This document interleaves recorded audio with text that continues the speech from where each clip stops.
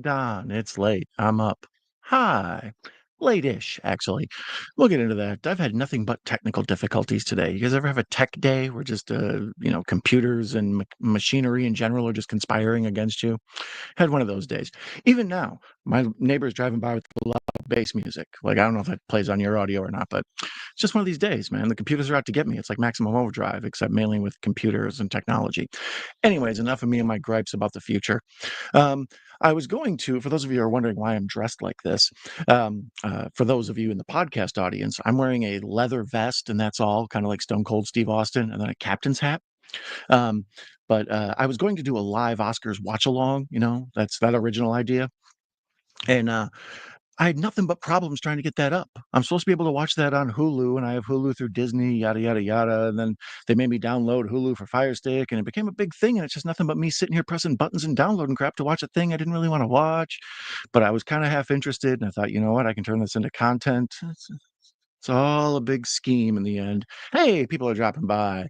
Oh, our friend Rob's Vintage Video is here. Hello, my friend. How are you, Rob? Good to see you, buddy.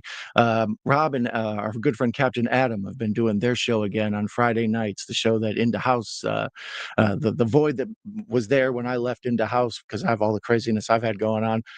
Rob and the Captain came back, so they did the world a favor. It was time for us to fill our spot, and then those guys jumped in. So be sure to check out their show. It's awesome. I love it. But Rob in general is just the man. I love me some Rob. Lady J Ghoul caught you. Thank you, Lady J. It's nice to see you. I know I've been doing these late ones. That's usually my MO. But as I was saying, I was going to do Oscars watch along. And then since it wouldn't work, I thought, well, it's always a good time to watch a Batman movie, right? So we're going to watch Batman Begins, talk about the Christopher Nolan Batman movies, et cetera, et cetera. Good to see you. Good to see you also. Oh, my friend Anthony Chabot is here. How are you, buddy? By the way, up to 2009 in the memoirs, and I'm seeing Mickey 17, and I might get a job at the MTA. Well, look at you. Lots of things, lots of, pieces and moving around. I dig that. Um, yeah, that's one of the things that's nice about being on a little bit early is I like being on late at night so the folks who are up late at night and are stuck in that position have somebody to listen to. But at the same time, I get to catch up with more of my friends because more people are bouncing around. So it's nice to see everybody here. Thanks you to everyone who drops by. As I say, the unofficial co-host of the show is always the chat. You guys keep everything moving. Speaking of keeping things moving, have Cheetah View, Patrick, our friend, that guy, man, he's one of the hardest working men in show business. That guy, he's always interviewing somebody, cranking out new videos, going to doing library halls, all this stuff. His content's out there, so be sure to check out Patrick if you love movies. Patrick does content for movie lovers. Oh, let's see here. Tom Baker says, "Hey, Patrick, Tom, welcome, Tom." Uh, you heard Cena turned heel. I did hear that actually. It's been weird. I've watched the last few pay-per-views, and then I saw on the news today that John Cena finally turned heel, and I was like, couldn't be. So I once again had a bunch of technical difficulties. Peacock wouldn't work for me. It kept kicking me back out to the homepage when I tried to watch it. But I saw the turn. I saw it. I had to. After waiting 20 years for Cena to turn, I had to see it. Oh, Lady J says, "Happy Sunday, all." Yes, happy to everybody who's here. Oh, there's my man, my brother from another is live. Horror Cat Dad, the my amigo and my main compadre, the my cohort in the buddy cop movie of my life. Welcome, Larry. Glad to see you, my friend. Batman Begins is awesome. Oh, I know. I love Batman Begins. This whole Christopher Nolan thing, this is to me how you should do comic book movies. The new stuff, the what's his name? Matt Reeves, the new one with Robert Pattinson, and then the spin-off show with the Penguin. I'm in the middle of watching that now. Those are great. Like when you do the comic book movies gritty, like how they're supposed to read and they're, just real and they feel this one in particular, the horror elements, like the stuff with the Scarecrow, that'll give you nightmares, man. So that's one of the reasons I thought we'd watch this, and we'll get started here in a minute because it is 2 hour and 20 minutes. I love Christopher Nolan, but he has no sense of like brevity. Um, and you're dressed like Bruce Wayne. Oh, thank you, thank you. Mhm. Yeah, like I said, I was going to do the original trope of just sitting here roasting the Oscar winners. Oh, by the way, the Oscars are on. Occasionally, we'll catch up on those winners and maybe have some discussion. But Batman's just so interesting. There's a lot to talk about. Just covered that in my memoirs. Oh, did you? Fans got to see more than Cena turn heel thanks to a mishap during the women's chamber match. Oh, heck no. What happened in the women's chamber match that I missed? Uh, I know there was That's the one I fast forwarded through. I wanted to see the Kevin Owens, Sami Zayn thing, and then I wanted to see Cena turn heel, and I watched the whole Chamber match, and then had to wait till the end with the Cody thing, and I was like, these guys are. But it was fun to see. It was fun to see. The Rock and Cena as buddies being like a modern day kind of, Hollywood Hogan NWO type thing is cool to me. I dig that idea. Hey, Larry, my girlfriend IG got deleted. That's terrible. Well, shout out to your girlfriend. I hope her IG gets returned. So anyways, we're gonna watch this movie from 2005. I can't believe this movie's 20 years old. That blows my mind. So, um, I have it up on. Let's see if, like I say, I've been having technology issues. Let's make sure this works evenly before I go shoot my mouth off. Um, loading, loading. Yeah, I was trying to get the Oscars to do that whole thing. I was going to roast everybody, but nothing happened because I couldn't get anything going. So, I don't know if it's tech issues on my end. I don't know if just it must be. I think my Fire Stick's just overworked. I watched too many movies. Um, Yeah, why are you loading, buddy? I already had you set up. Well, anyways, while I'm waiting for this damn Fire Stick to load, I don't know why they're giving me problems. Let's see what else is going on with the folks in the chat. Fans won't let Cena turn. Yeah, they wouldn't forever. Well, it's a merchandising thing too, right? Like so many little kids are buying those shirts and the action figures and da da da. So it's like you keep them good forever because there's money to be made. But eventually, now that he's had that long losing streak and all that, they had to kind to. Same year as King Kong. Oh, this Batman movie. Yeah, I know. 20 years ago. That blows my mind. Like even that King Kong seems like the new King Kong, right? So geez, what are you doing to me? Don't let me back out to the homepage because I will back out to the homepage on you, you motherfucker. Oh, there we go. All right. So fanfare plays. Everybody loves a good HBO fanfare plays.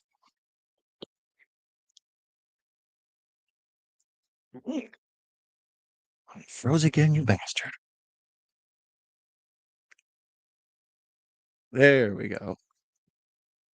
Let's see here. Bianca went for a move and she grabbed Liv's bottoms by the front and pulled them to the side. I hope she had leggings or something, because if not, fans know if she shaves or not. Um, yeah, actually, I did see a little bit of that. I was fast forwarded through it, and I stopped when Bianca and Liv, I guess it was slamming each other into the. Well, Bianca was slamming Liv into the cage and the glass, and the cage and the glass, and it was back and forth. It was brutal. It was a cool move to see. Let's see. Why is this? I'm gonna have to restart this. This is going at a snail's pace. What are you doing to me? All right, never mind. Now we're going. Sheesh, nothing but tech issues today. I'm telling you, it's like Maximum Overdrive, except in the computers. Gremlins, man. Oh, our friend the View with Drew. What is up, Drew? How you doing? Anyway, so finally, this damn streaming world we live in, it used to be so much easier. Here's my old man talk.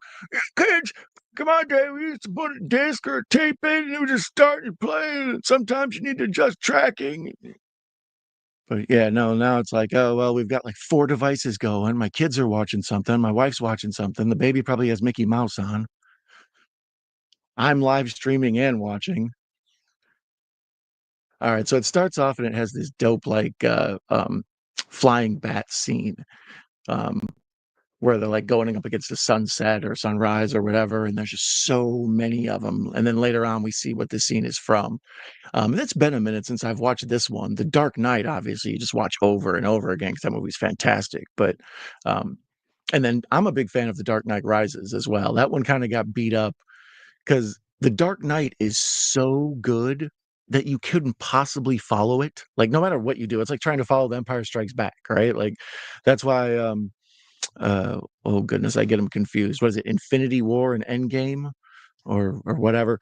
The one that ends like with dramatic ending and then the one that follows it up. It's like, well, of course the one that follows it up can't be that good, right? Um anyways, let me pause this and see if I can get it. It's been playing half janky. If it don't play through here again, the people at Max will hear from me. I will contact David Zaslav personally. Look at this outfit. I've got the clout. All right, it looks like things are running fine like they're supposed to. So young Bruce Wayne falls in the well, and I wish that girl from The Ring would pop out, the one with the hair all shaking and shit. Um, but instead, he gets terrified by bats.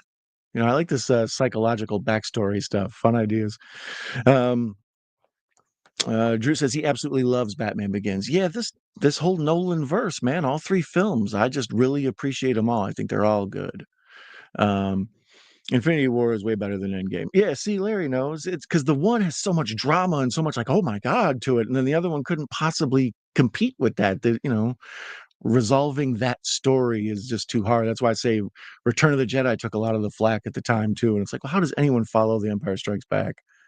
So The Dark Knight Rises fell into that category, in my opinion. It took a lot of beating. The whole Heath Ledger thing stole a lot of oxygen from The Dark Knight Rises, but this one in particular, like it set the tone. I was funny. I knew they were making this movie, but I was so busy working at the time. I was like working like 60 hours a week where I was at. And I worked for this company that had video stores, and I ran several stores for them and trained people to run the stores for them and stuff. And one day on a Friday, you would get the new releases to come out on Tuesday. And if you get them like cataloged, so you'd have the new releases for a weekend before the general public had them. So we cracked open the Friday movies to scan them into the computer and get them in inventory. And there's Batman Begins. I'm like, when the hell did this come out? Like, it was around the fall time, around Halloween. So I'm assuming it must have been like an early summer release or something, like an attempt at a summer blockbuster. I never even knew they made it. And I was a big Christopher Nolan mark too. I love Memento. I love the Following or Following, whatever it's called. Insomnia. I saw in the theater. His weakest film, but still pretty damn good. So yeah, for this to come out and completely miss my radar, kind of blew my mind. So when I got to finally sit down and watch it, my mind was blown because Sam Raimi's Spider-Man is pretty good at keeping it real, but it still feels comic booky. This feels like a true story that should be in cinema, and it makes the way they used to say for Superman, "You will believe a man can fly." Like these Christopher Nolan, and then later on the Matt Reeves ones, it's like you can believe a man will dress as a bat and go out and fight crime. You know. So here's Raj Al Ghul. Let me know in the comments or the chat whether you say Ra's al Ghul or Ra's al Ghul.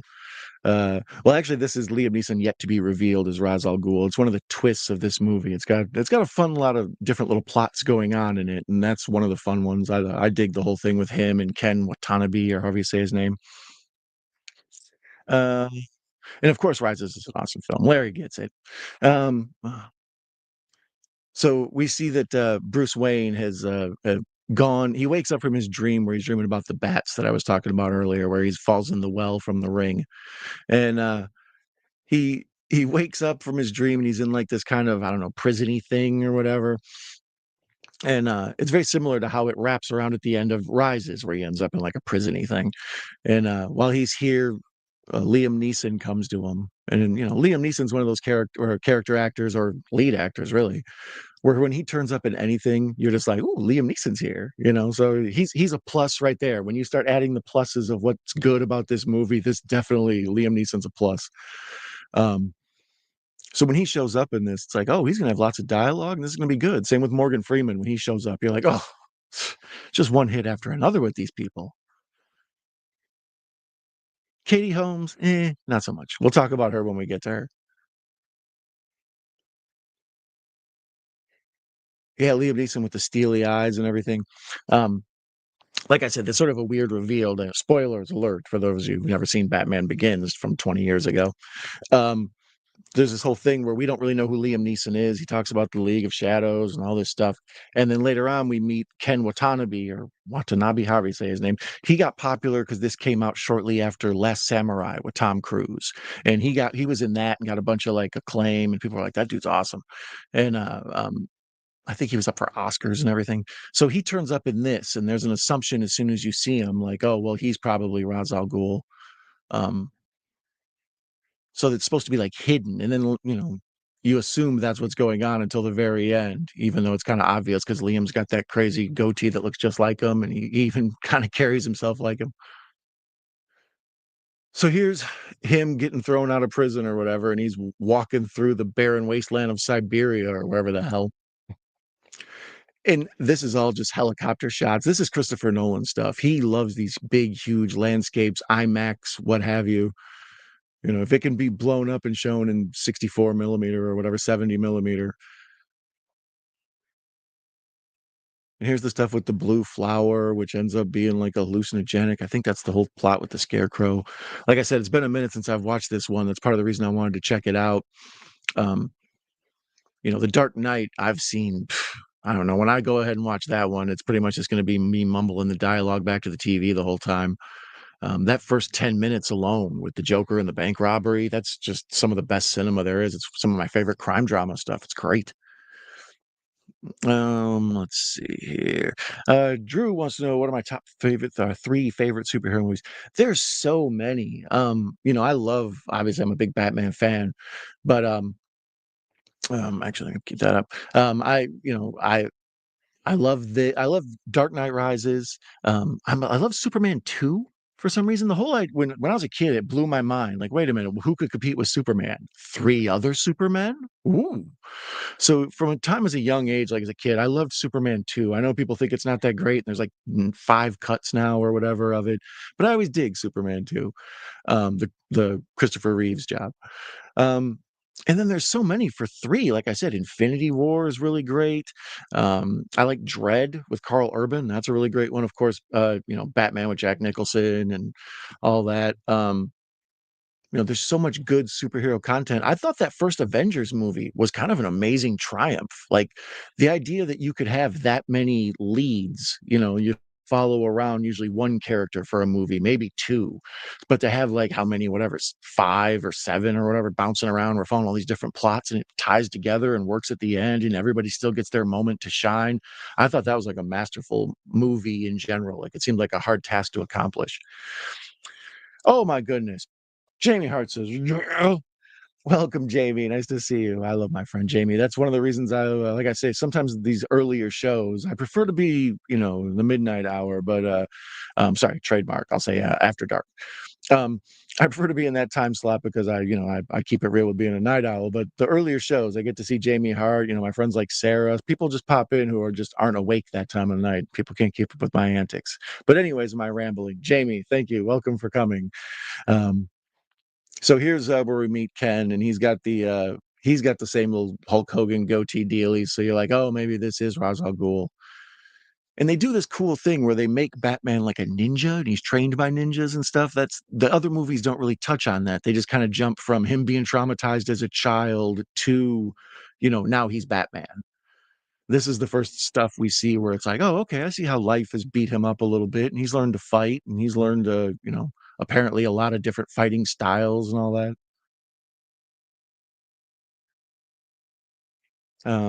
I just watched The Dark Knight yesterday. Dark Knight is so good.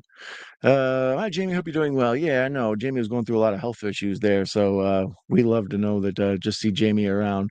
I'm home and on the mend, doing much better. Oh, good. I'm glad you're. I hope you're doing better too. While I'm mentioning that, shout out to my mom.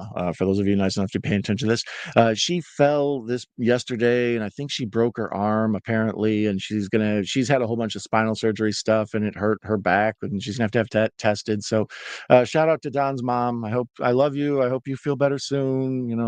It killed me to see her on Facebook with the little cast and all this. I'm just like, Mom, oh Jesus. So shout out to my mom. I hope she's feeling better soon. Horror Cat Dad says Zod, right?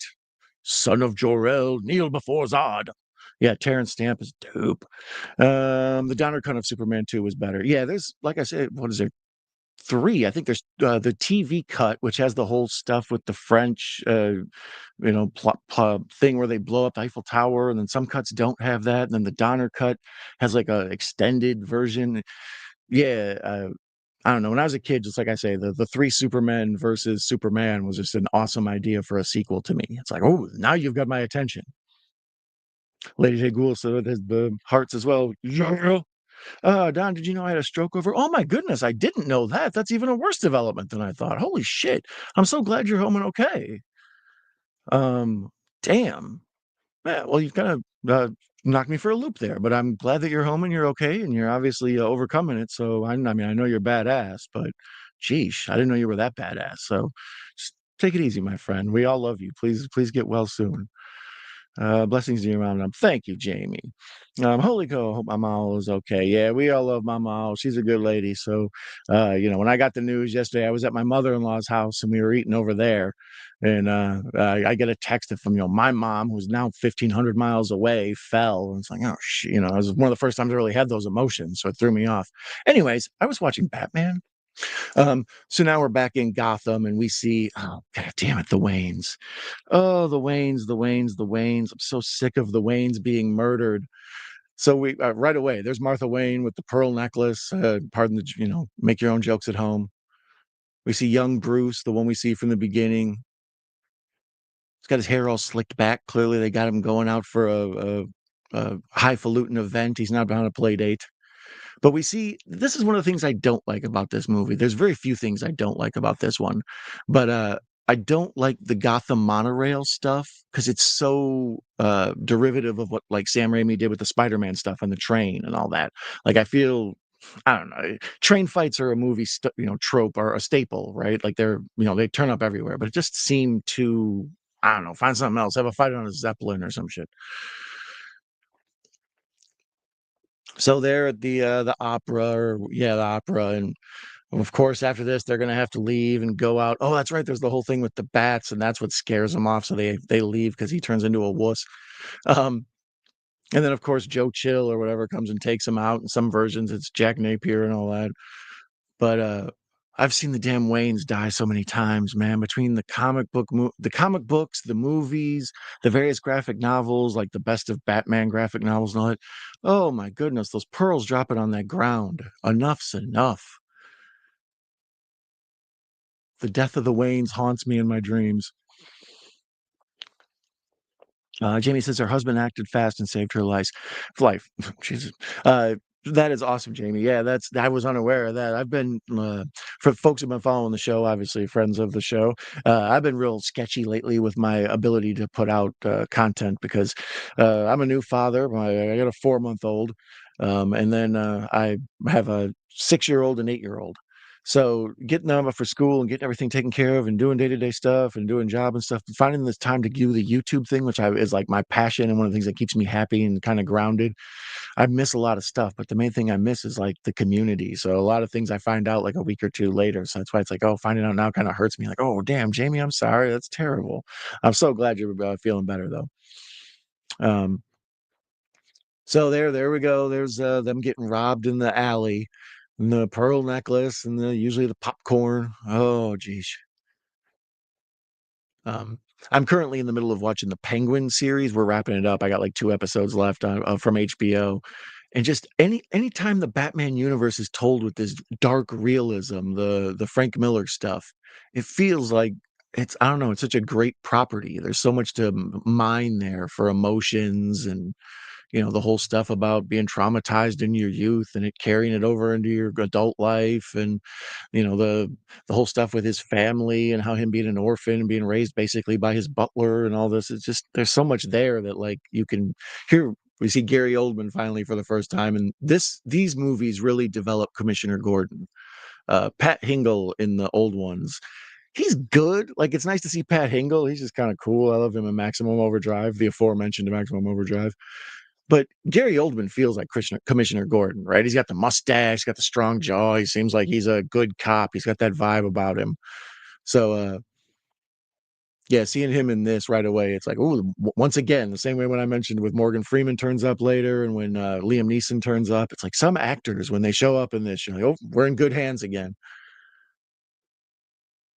And I like the whole, Jim Gordon development stuff because he's an important part of the comic books. The old Batman TV series never really had Commissioner Gordon do jack squad. And then, like I said, Pat Hingle never really did much. He's just sort of there looking like Pat Hingle.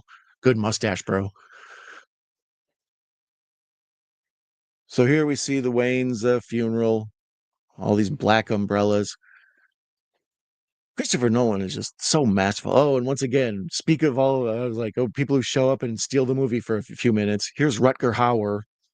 Like, yeah, hit after hit after hit. It's like Murderer's Row. Yeah. Michael Caine there as Alfred. It's like, how many awesome people can we just cram into this movie? With the exception of Katie Holmes. Let me know in the chat or the comments what you guys think about them replacing Katie Holmes for the second 2 movies. Like, I don't know. It was an interesting casting choice for this one. I don't know if that was a studio thing or what, but I don't know. Maybe Christopher Nolan thought she had that look, but just in general, I don't know. It's strange for this whole thing to be so linear and perfect and almost feel flawless, but out of nowhere they just change what's her name? Whatever Katie Holmes' name is in this is she's an unimportant character, the one that becomes Maggie Gyllenhaal in the third one. Or the second one, I mean. And then in the third one, not so much. Um, Larry says, I feel like Hingle didn't do anything unlike Oldman. Didn't go anything unlike Oldman. Yeah, I don't know. Like, Hingle, I think you're saying do anything, like I was saying.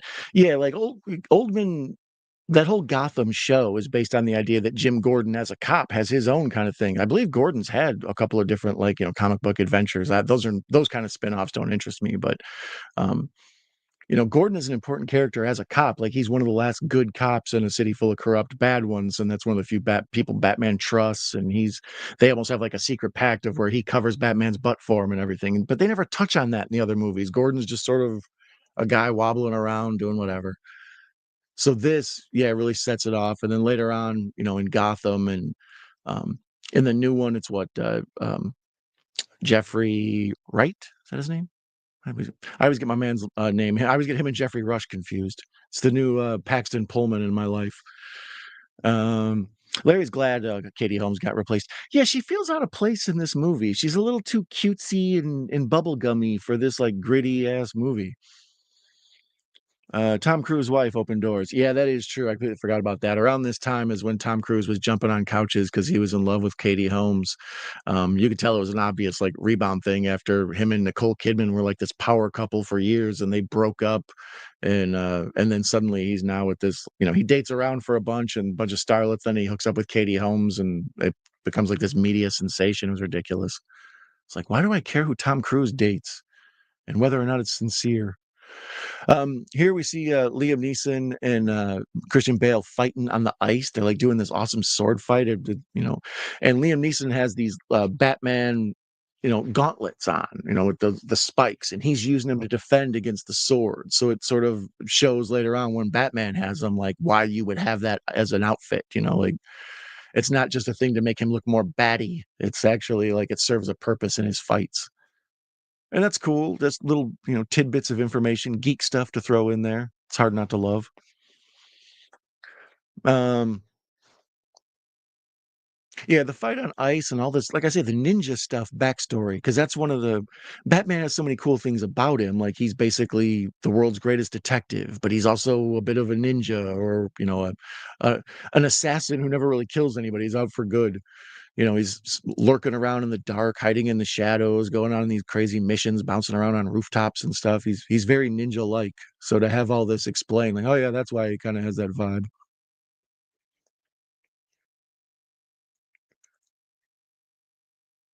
So we get a real Karate Kid vibe out of this whole thing where Liam Neeson's training Christian Bale. He's there. He cuts the ice and he falls through. Let me see. Where am I? Um, 2021, 2022. Shout out to Max. They actually changed. I used to complain forever how Max never really had a proper time code going on for the movie, so it was impossible to ever sync it up. Um, like all DC properties, this one's on Max. That's where I've been watching it. Um, for some reason, The Dark Knight wasn't there the last time I looked. Like every other Batman property was, but The Dark Knight wasn't. I don't know. Maybe they rented it out to somebody or something. But yeah, like I say, this Christopher Nolan directing these movies is just like he's the perfect director because he takes it so seriously, and all the shots look so amazing the way like comic book framing would look without being over the top. Like when Zack Snyder's comic book, style of filming, it's a little too much, just like stealing a panel from a comic book. As where this like plays out like cinema, but everything looks, close. We feel like we know the characters. The people look like they're gritty and dirty, like they do in Gotham, or it's a good story of Batman. I'm waiting for Cillian Murphy to show up. He kind of steals this movie, the whole uh, Scarecrow stuff, where the hallucinogenics, and then Batman turning into the demon, and the black stuff pouring out of his mouth, and like I said, there's a lot of things in this movie that I remember that I loved, and that's one of the ones that jumps out at me. Uh, Guy is here. Caveman's movie in there. Hey, everyone. Congratulations on being a dad again. Thank you, Caveman. I appreciate it, guys. Nice to have you here, buddy. Um, Glad to see you. I hope you're doing well. I know you have health issues as well. So hope all my friends and all my family and everyone I love and everyone you love, I hope you're all doing okay. It's always sad when these things come up. I'm disappointed that I can't find the Oscar streaming anywhere. Um, yeah, that's the thing. I was going to do a live stream of it, and it was supposed to be on. I have Disney Plus with Hulu and ESPN, like that package. But unbeknownst to me, like most older people adjusting to a streaming world, I never realized that the ESPN Plus and the Hulu Plus stuff attached to the Disney Plus bundle are a trimmed down version. Like not everything's there. So there's all sorts of stuff that it's like, oh, that's on ESPN Plus, and I go and it's not there, or that's on Hulu Plus. And that's how the Oscar was. It was supposed to be there, and I watched the red carpet on Hulu. But then when the Oscars came up, it went to 2020, and then I tried to find it on Fire Stick, and I was messing around with the downloading the Hulu for the Fire Stick, and it was queued up. I was like, I gave the thing the finger. I was like, let's watch Batman. Jesus. um, yeah, but it was good because I also checked to make sure none of my good friends were doing any streams that I would be competing with, and I saw like 8 people doing streams. I was like, oh, I'd be competing with everyone. So shout out to Zach Attack Reviews and I don't know, all sorts of Kenny Sparks. I saw was doing it, and all sorts of people I respect and love. So shout out to them. So I'm glad I didn't jump into that pond with y'all. I went with counter programming and Batman. As part of my never-ending watching Batman series that's been going on my entire life. Um, oh, Miss Caveman had a knee replacement. Well, I hope Miss Caveman is okay. Um, yeah, once again, this has been marred by health issues. But as I was going to say, I was going to cover the Oscars. Let's see where we're at with the Oscars. As long as Katie Holmes has made her first appearance, and really all she's offering is just like a doe-eyed, cute girl next door vibe for Bruce Wayne to come home to when he's like a young man. Um, his as far as like her being like a serious character, that's what I think more Maggie Gyllenhaal provides. Like she feels like someone who's a big deal attorney. Katie Holmes feels like I say, the cute girl next door. She's a bit of a Marianne as far as the Ginger and Marianne debate goes. All right, right now in the Oscars, Best Supporting Actor went to Kieran Culkin for A Real Pain. That actually I'm interested in. A bunch of the movies after I looked up the Oscars this year, there were several I was interested in seeing. I heard a few were terrible, so don't worry. But um, stuff like The Brutalist seemed very interested to me. I would like to check out The Apprentice. Let's see what else. Anyways, we'll talk about it as we go. Kieran Culkin won for A Real Pain, but that's probably also like a award that goes for his role on Succession. People love him, so that helps. Best animated short was In the Shadow of the Cypress. Best costume design went to Wicked. Best costume design had a bunch of cool geek movies, some of the stuff I'd actually seen that were on this list. I saw Nosferatu, I saw Gladiator 2. I haven't seen Wicked yet, but my daughter will want to see it, so I'm sure I'll watch it. Best original screenplay went to Honora. I heard Honora was actually good. I don't know if I'll ever get around to that one. That's not my type of thing. Best adapted screenplay was Conclave. Best makeup and hairstyling went to The Substance. That was another one. Nosferatu was in that one, so I was rooting for Nosferatu and Dune 2, all the nerd stuff. Any genre film that gets lucky enough to penetrate the Oscar snobbiness, I always root for. Um, Best editing went to Honora. Best supporting actress went to Zoe Saldana for Amelia Perez. That one's been controversial. It's about someone who gets a trans operation to hide from the mob, I think. Like, I don't know. Best production design went to Wicked. That was another one that had Nosferatu, Dune, other stuff that I would like to see get something.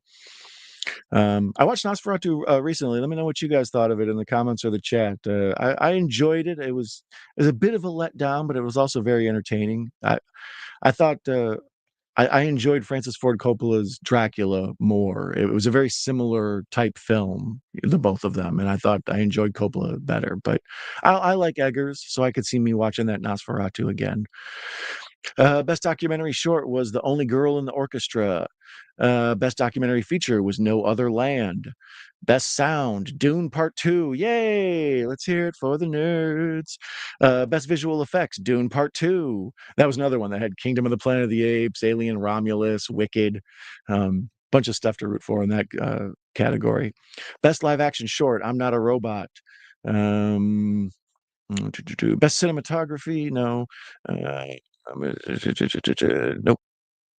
So that's where we're at so far with the Oscars. I have found a shout out to the Guardian. They have an updated live list of that. So if you're watching along and you really need to know what's going on with the Oscars, you can go ahead and check that out. Um, Let's see here. I enjoyed Batman Begins, but never understood the voice acting choices. Thank you for bringing that up, Guy. That is a controversial part of this movie. A lot of folks, that's one of the things they took away from these films. They didn't dig it. Michael Keaton, well, Adam West obviously has that such gravitas with his voice. And then Michael Keaton, played it very subdued and quiet and really didn't talk as Batman. And when he did, he sort of mumbled and but then when you get to Christian Bale's performance, well, Kevin Conroy comes in there and he really is what influences the way people think of the way Batman sounds. The guy from the animated show, Batman the animated series from the 90s. That's fantastic. That's some of the best Batman there is. But in there, his voice is so good and he does Bruce is like sort of soft and Batman is strong. And so he needs to do something different in this. And the old question is, well, if half of Batman's face is exposed, wouldn't people recognize you eventually? It's not like Spider-Man or some of these other people, Iron Man, your whole face is covered. Batman's, you can still see, like if I was Batman, people would be like, yeah, I see your beard, dude. I know who you are. So I think the idea is try to do something different and have the kind of voice modulator that makes it so it hurts to tell who's who. That makes sense to me. That the idea that he's trying to do this creepy tough guy voice. I don't subscribe to that, but the idea that, he's just trying to disguise his voice so he isn't as recognizable. But people in this with the Batman and then later on with Bane when with his whole voice and some of it was very muffled and hard to hear. Some of the like voice choices in these Batman movies are interesting. And I understand the folks who don't like the grumbly Batman, but I personally don't mind it. Um, Great to see all of you. I'll be in and out, Lady J. Okay, thank you, Lady J. I like that you here. Solid 8. Me? Thank you. So here we're seeing the mobsters in town, and I dig. Wow, that guy looked like Fat Conan O'Brien. Uh, Anyways, sorry, I got distracted. We see the mobsters in town. The whole Maroni Falcone thing. That's one of the cooler things about Batman is he has the best rogues gallery with like Joker and Riddler, Penguin, etc. Um, by the way, I had a tournament of all of Batman's villains, the Rogues Gallery, on my channel in the post section, the community section. And after starting a strong 8 field, all 8 were real good contenders. It's ended up being the Joker, of course, is his best villain, obviously. But the Penguin, the Riddler, Bane, Mr. Freeze. Mr. Freeze made it surprisingly far in that tournament. He was a dark horse. Harley Quinn. There's just so many. Poison Ivy. Batman has probably the best rogues gallery out of any of the superheroes. But then there's also this whole backstory where the mobs in town are having like a mob war. So anytime he takes a break from dealing with these nutcases and their crazy, riddles at every crime scene type thing, he can then go and do like, have these organized crime, subplot stories going on, where he's defeating the mafia. So that's what the Penguin show on Max is very heavily based in. It's basically like The Sopranos. If you didn't care about Batman at all, you could watch The Penguin and enjoy it. It's very good. It's got a lot of twists and turns and, mob people screwing each other, rise to power type of thing. Um, but this is where Bruce Wayne shows up and he's, starts hassling. I think it's Falcone. Um, and they throw him out in the street and he realizes, there's nothing he can do about it. He doesn't have the muscle. And that's when he starts coming up with the idea of being a bat. So it's key scene, but once again, this movie's 2 hours, 20 minutes. It's one of the ones they could trimmed it a little bit. No, you're a 10, my dude. Oh, Larry, I love you. Nosferatu was a solid 8 in my opinion. Okay, that's what you're talking about. Sorry, I got sidetracked with all I'm juggling here. Um, yeah, I liked Nosferatu. Like I said, it was very similar to Coppola's Dracula with like what they were doing with some of the shadows and whatnot. And obviously, when you do Nosferatu, the use of shadow is massively important and all this. But um, as a choice, I could see Eggers making that choice, and we needed an updated version of Nosferatu. The last like good one was probably the what's his name, Klaus Kinski, or no, why am I drawing a blank on the guy who's in it? Klaus Kinski, is that isn't it? Whatever, the Werner Herzog one from the 70s, that one. Like, let me know what's your favorite Nosferatu, the old school, the 70s version. Is it 70s or early 80s? 70s, I think. That one, and then the modern one. Let me know which one your favorite is. I bet most people like the old school silent one.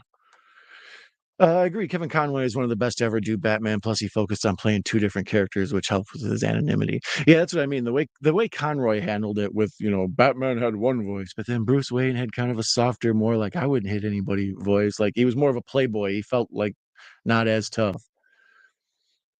So here we're having flashbacks of Bruce when he was doing his criminal thing and how he's part of stealing from some, shipping yard, and we realize he's stealing from the Wayne Foundation, so he's not even stealing, he owns all that stuff. And here's where we get into the early stuff with this hallucinogenic blue flower deal, where people start disappearing into the shadows, and they have like these awesome half samurai, half ninja outfits on where they've got armor, but they also like, have the hoods. Once again, explaining why Batman kind of has a similar to a ninja look. Lady J, great atmosphere songs and audio. Oh, Lady J is awesome. Hey, Lady J, yeah, Lady J is one of the awesome people. I met her and Nate around the same time, and they're fun, awesome people to know. Um, yeah, it's nice. Lady J's frequently hasn't been up as late as I've been up, so it's good to have an earlier show, if for nothing else, than for her to be able to join us. So here he starts tripping balls, as the kids say. He breathes in this blue flower and has flashbacks to bats and the whole trippy thing with his family. And we see Liam Neeson's eyes turn glowing, and we just get an idea that there's going to be like hallucinogenic trip out scenes. And it's like in a Batman movie. It's like you're damn right. This is some grown up Batman boy. Let's see here. So there, all these ninjas run out, and he has to figure out which one is him. These scenes are just really like cinematic and awesome. Of course, it's Christopher Nolan. Um, when I first saw Memento, I just immediately fell in love with that movie, and then after that, I became a big Nolan mark. I even like Tenet. Tenet's not great. It's cool that he tried to make a modern day James Bond, rework the character and stuff, but it's too much with the I don't know the weird the effect used in the movie is cool, but it's too time travel-y or some shit. Um, but yeah, all of Nolan's movies, this whole stuff with the trilogy of these, and um, I had mentioned Insomnia earlier. It's fantastic. Inception obviously is a big deal for Nolan. Inception's crazy. If you're gonna see a big movie that costs like, $200 million to make, and it's gonna steal the screen and like blow your mind, Inception's that movie. Them Transformer movies are all right or whatever if that's what you're into, big theater movies. But Inception, that's a big screen, awesome movie. So yeah, here's Batman just tripping balls trying to have a sword fight. We've all been there, right? And he's attacked by bats. Oh, Batman, when will you ever learn? Anyways, as I was saying, um, I was going to be watching the Oscars earlier, so let's check in on those if anything new has happened. Where are we at with those? Best documentary feature, No Other Land, best sound, best visual effects. So Dune 2 got both best visual effects and best sound. So good for that movie there. I think that's a little bit of like how Lord of the Rings was. Lord of the Rings didn't get a lot of Academy Awards for the first two movies, and then after the series was wrapped up, that third one got like a bunch of Academy Awards. Once they can judge your whole work as a whole, they have a tendency to reward it later. Still no update on Best Picture, Best Actress, Best Director, or Best Actor. Those are the ones that everybody mainly cares about.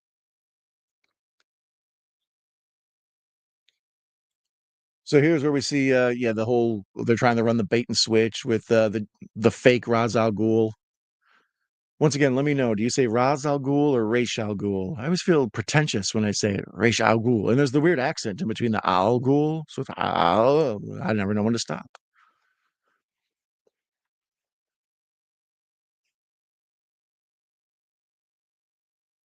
Liam Neeson's career has been crazy.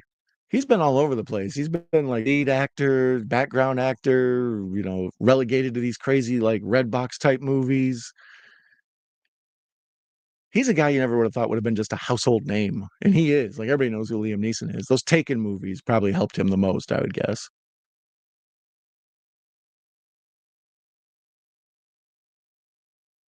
Look at me getting caught watching the movie. This is all cool, like old kung fu movie stuff. The thing with the masters and staring down at him during his training, and them like almost knighting him. It really gets into the whole like why Batman can fight martial arts aspect of the movie. It when later on he gets into it, and he feels you feel like we know why he's as equipped as he is. It's like, oh, dude's been training. It's like at the point when he's got the at the end when the flaming big like support beam falls on him, and Michael Caine tells like, why you do all those push-ups if you can't if you can't use it.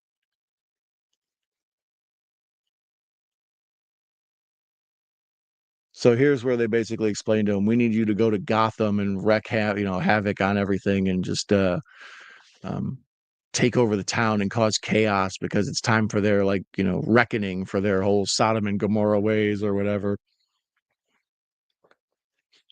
Horquetas, he's argued Kroll is his best as his breakout role.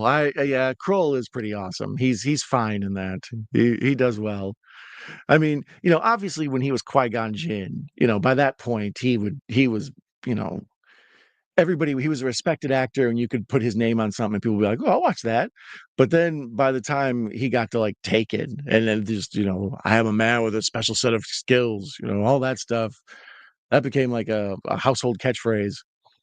But yes, I would agree. Everyone should check out Kroll just for the point of checking out Kroll. I like the one-eyed giant guy.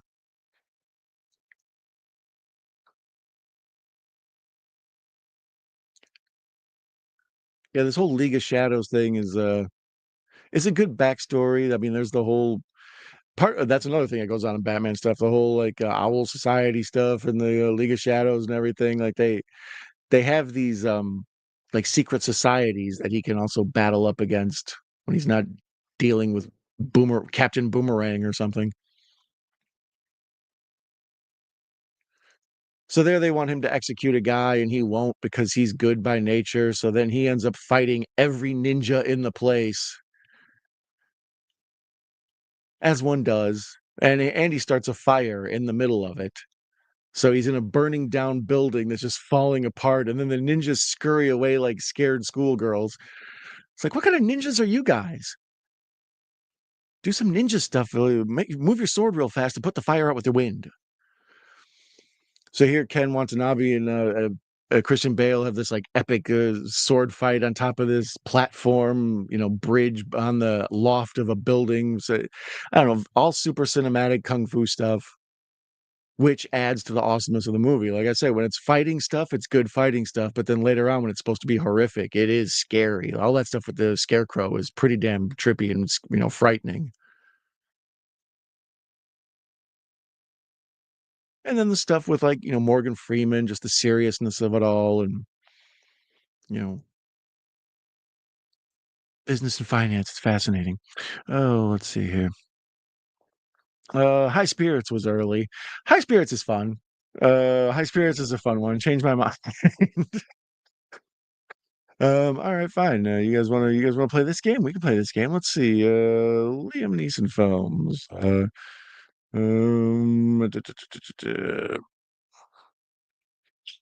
Taken Schindler's List. I mean, I would think that's probably his breakout role that everybody would associate with him. And then, people love Love Actually, and my goodness. Oh, that's right. The Naked Gun remake is coming out. Every time I see that, I'm like, I'm part Liam Neeson and what now? Ice Road, Star Wars, Men in Black, Cold Pursuit, Ted 2. Shout out to Ted 2. Um, the Lego Movie, The Gray. The Gray is good. Taken, Batman Begins, Kingdom of Heaven, Gangs of New York, Love Actually, The Voice in Narnia, The Haunting remake, Les Mis, Michael Collins, Rob Roy, Schindler's List, Leap of Faith. Shout out to that underrated Steve Martin gem. Um, Dark Man. How about Dark Man? Where's anybody going to cape for Dark Man? All right, or Next of Kin with Patrick Swayze. Yeah, those appear to be the biggies. He was in Delta Force? I didn't know that. And Kroll. Yeah, shout out to Kroll. You can never go wrong with Kroll. So here, he finally throws in the towel on being a wayward bum, and just like that, Alfred comes and picks him up on the personal private jet. Some people backpack through Europe and try to find themselves. Other people train in exotic fighting styles from around the world. To each their own.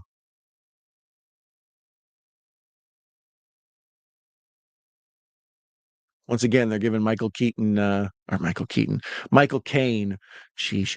They're giving Michael Caine a good chance to chew up some scenery and dialogue a little bit. It's like, here, you just talk for a while. The pacing of the movie's been all over the place. We just got done with a big sword fight and everything. It was a fire and all this. It's like, no, let's just let Michael Caine talk for a while. That'll calm everybody down.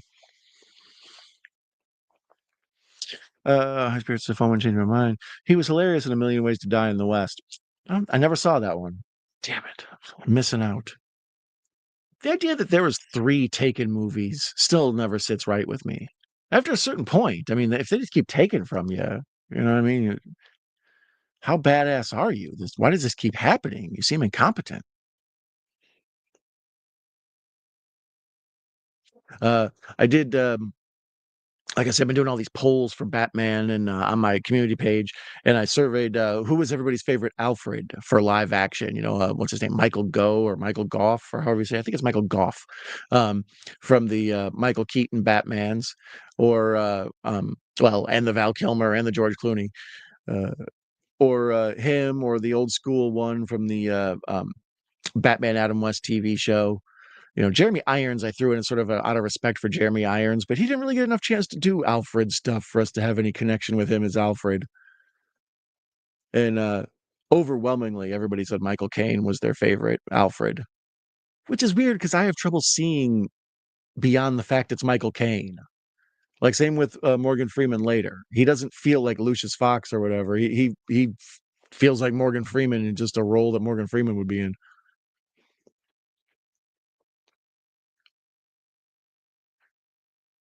So here's Cillian Murphy. He's awesome. He's in so much good stuff. Every time I see him, I'm like happy to, he's Peaky Blinders is the main thing everybody knows him from and enjoys his work from.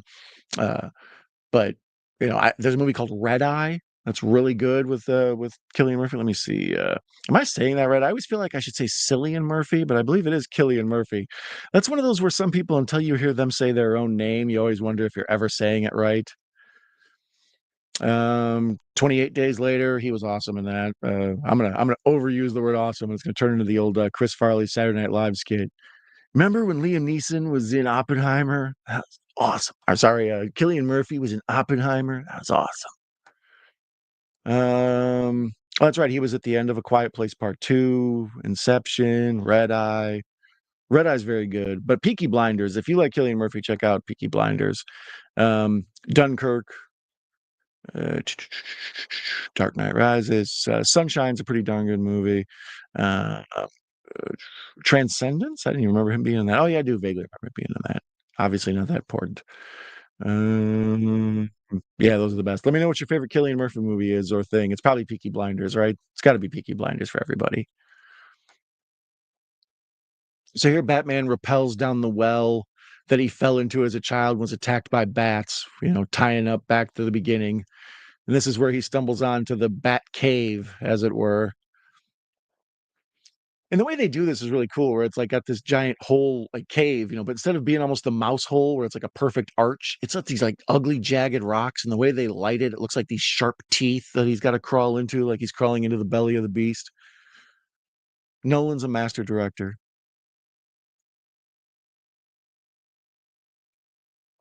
Here we repel into what will eventually be the Bat Cave. What's your favorite Bat Cave? The Michael Keaton one? My favorite's the Lego Batman Bat Cave.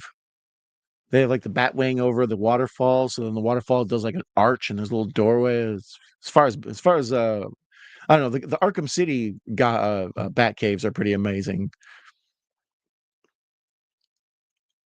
Didn't really like the bat cave in the new Matt Reeves one, the Robert Pattinson one. Even that apparently is 5 years old. Is that right? That couldn't possibly be right. I heard that the other day. They were talking about that with the Penguin movie. It's like it's been 5 years since the Matt Reeves one. That couldn't be correct. Horror said he has a good cameo in Tron Legacy, referring to Liam Neeson. So all these bats fly all around him, and it's like this like amazing scene where he's got this fear of bats, but instead he's being engulfed by his fears, and all this stuff coming to peace. What's it called? Immersion therapy. This is a pretty cool shot though, where we the bats just surround him and eventually fill up the screen and black it out.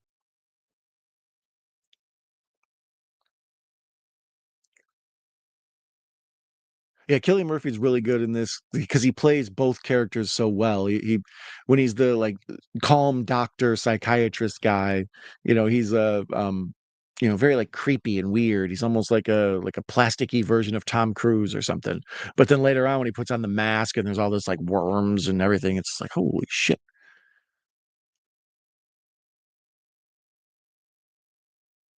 This out of the three is the one I watch the least, but every time I watch it, I enjoy it. I know this is every most people's second favorite. Um, like I said, I'm a big fan of Rises though because of the whole Bane section, and I enjoy the cameo of Scarecrow popping up at the end as the judge. I thought that was funny. Here we see Wayne Tower, and we see the monorail. Like I say, monorail is one of my few things about this I don't dig. Here's Rutger Hauer. That's something I do dig. This movie just so jam packed with actors who make you happy to see them.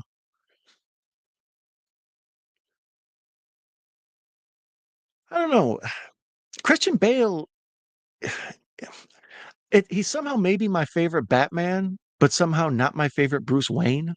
Like that's kind of what you cast with Batman, right? You because he wears the mask when he's Batman, you can't really see his face that much, and most of it, like in here, his acting choice is actually memorable as Batman. But like as Bruce Wayne, like probably what George Clooney, the best one, maybe Val Kilmer. Michael Keaton is good, but he's also so brooding and quiet, deep in thought, which is good for Batman. But it doesn't feel like this playboy with like three models on his arm at a time. George Clooney does, right? That's why Val Kilmer, I could see that, like him showing up to a premiere with two ladies in evening gowns. But Christian Bale, he does later on in that one scene where they fall in the fountain, and um, we see like him being Playboy knucklehead and all that. But it feels false to a certain extent. I feel like he's almost doing Patrick Bateman again. Um, we'll talk about Christian Bale's. Well, screw it. Let's do it now. Let's do Christian Bale filmography. See how many people I can lose talking about what movies he's been in. Of course, the big one that everybody knows him from, that I love, I love him in, and most people are interested in him from, is um, American Psycho. Let's see, Pale Blue Eye. That's a decent one. It's on Netflix right now. I think it's a whole thing about Edgar Allan Poe. Vice, he's decent in that as well. Um, let me see, American Hustle. He's good in The Dark Knight Rises. He's good in The Fighter. Terminator Salvation. Interesting. The Prestige. There's another Nolan film I forgot about. That's fantastic. Um, He's also in 310 to Yuma. Harsh Times, that's a good one. If you're into like dirty, gritty cop movies, that's a fun one. Equilibrium, it's a Matrix ripoff, but it's really good. The Machinist is like this trippy Twilight Zone episode where Christian Bale lost like, I don't know, 100 pounds to play whatever role. He's like super grossly skinny in it, but it's kind of an amazing acting job. He's, I think, the bad guy in Shaft, the John Singleton, Samuel L. Jackson one that they made. I believe he's the evil, face of white bad guys. Um, Metro Land Secret Agent Pocahontas. Forgot he voiced in that. He was in Newsies. Shout out to Christian Bale in Newsies and Swing Kids. So I always get Swing Kids and Newsies confused. So that's fun that Cillian Murphy has a connection on those. Anyways, that's enough with, or I'm sorry, with Christian Bale. Jesus Christ, look at me jumping all over the place. So all right, the thing while I was rambling, Morgan Freeman popped up out of the corner of my eye, and it was distracting me because it's like, ooh. Um, I've been interneted on Morgan Freeman dying like 4 or 5 times. He's one of those guys where you turn on a book or something, it's like rest in peace, Morgan Freeman. It's like, did he really die? I'm gonna have to Google this and check your work. When Gene Hackman passed away this past week, that was one of those I had to double check. I'm like, you guys aren't messing with me again, are you? That whole situation's weird. If anybody has any thoughts on the Gene Hackman death, and feel free to put that in the comments or the chat. I don't want to get into it here because I'll be taken away from the Batman talk. But geesh. Um, Larry says Equilibrium is amazing. Yeah, Equilibrium is fun. It's a weird, like I say, it's a Matrix ripoff, but it's a good Matrix ripoff. It's a lot like what's Fahrenheit 451, I think it's called, the Ray Bradbury story. It's similar to that. Pale Blue Eye was pretty good. Weird one. Yeah, I don't know. Between that and the John Cusack movie, there's this weird like thing where they've turned Edgar Allan Poe into like a detective. Like Pale Blue Eye reminded me a lot of Young Sherlock Holmes, which is a fun one from the 80s if you haven't seen that. Here's where they go spelunking, as Michael Caine says. And we see there's like a service elevator and all this. Like, yeah, there's basically the framework for a bat cave is right there. It's got good bat cave bones. And they explain that's cool there. They explain the whole body armor for spelunking, like the cave diving so you can't get hurt and all that stuff. Um, as far as like one of the things with superhero movies, it's always a problem, and that is a turn off about this movie is the origin story. Um, this one, obviously the stuff with Bruce and Martha Wayne, oh my God, enough, it's enough. But this gives us a legitimate origin story where they explain the mask and why you would need it to be like it is. And like I said, they explained the gauntlets earlier, and um, the whole thing with the Wayne having a department of like stuff where they make stuff for the military. So he has all this access to like military grade stuff, and the thing where his cape can become like a glider because they have that for soldiers. All that stuff. It's just they make things that shouldn't be believable believable, and it's masterful in that.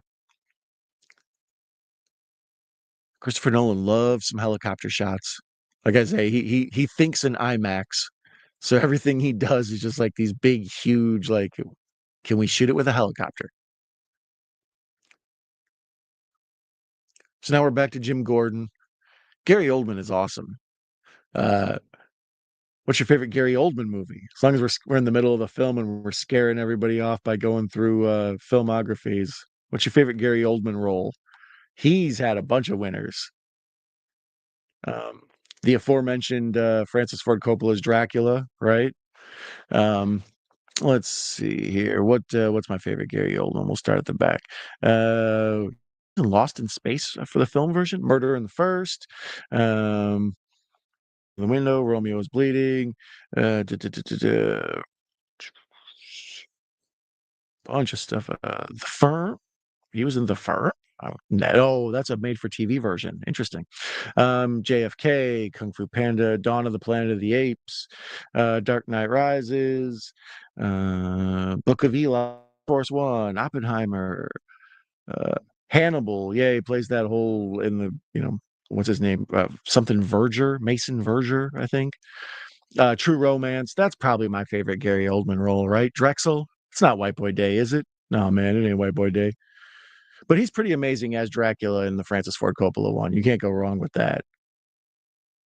Oh, don't forget the Fifth Element too. Fifth Element he's pretty amazing in. And I'm going to go back to the chat. Let's see how many people mentioned Fifth Element. Oh, of course, Larry did. Professional Fifth Element. Yeah, I still have to go Drexel by far as my favorite Gary Oldman. But Commissioner Gordon might be right there. And Fifth Element, he just plays it so broad and big. Like it's such a departure from the way he usually handles stuff. Um, The one I didn't mention that wasn't on there was Sid and Nancy, the Sid Vicious biopic or whatever. How do you guys say that? Biopic, biopic? I would say biopic. Uh, yeah, he plays Sid Vicious. He's really good in that. Um, so here's where Commissioner Gordon almost catches him, and he just like jumps off the wall and rappels down, and the cops are like blown away, like holy crap, this guy's on another level. I don't think we're quite ready to go after him. I like the whole dynamic between Christian Bale and Morgan Freeman. It seems like they would be friends. Like they feel like they've got a mutual interest. They I don't know. It's believable that this old dude would help this guy, It's like, well, I don't care. Nobody ever talks to me anyways. I'll help you.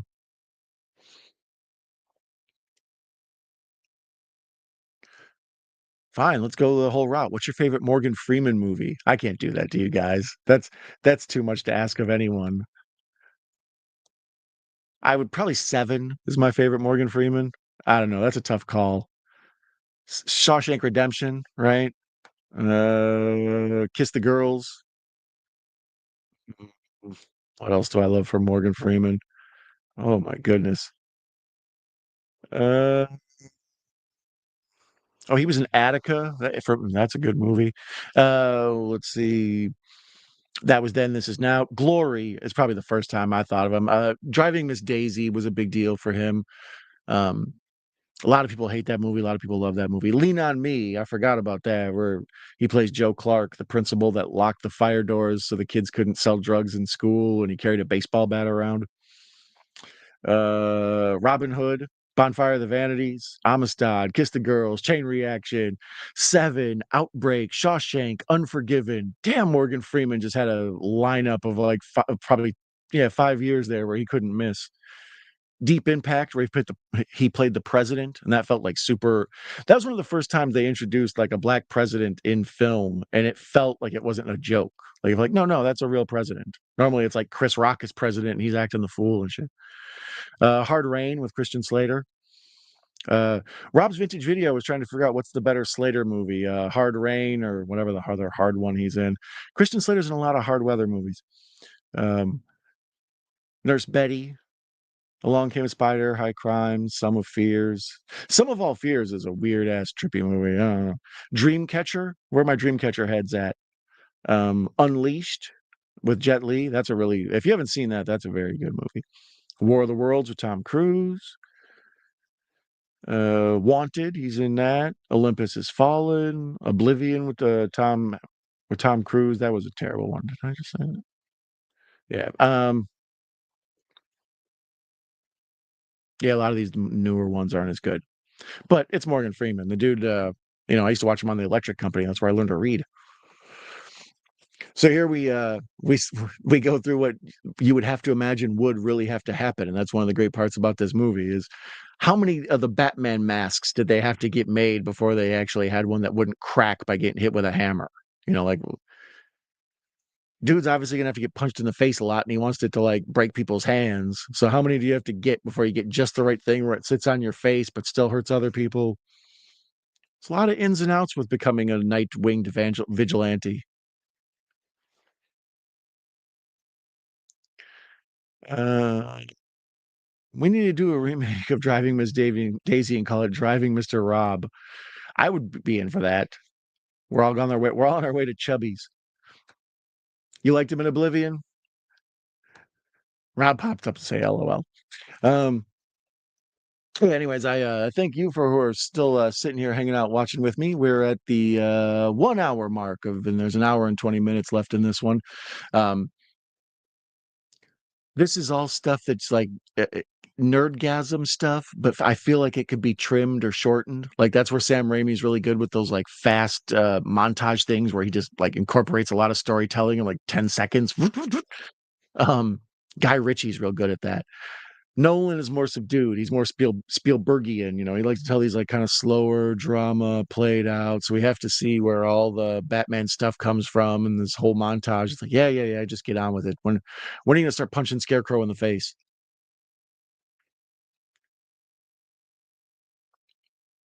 But I dig that, like I say earlier, the stuff with the mob, they keep it real to that. We got this fantastical stuff with the Scarecrow and all the horrors he can put into people's minds, but then they also keep it, grounded in like organized crime reality. If you were fighting crime in a town, organized crime would be one of the first things you'd have to mess with, right?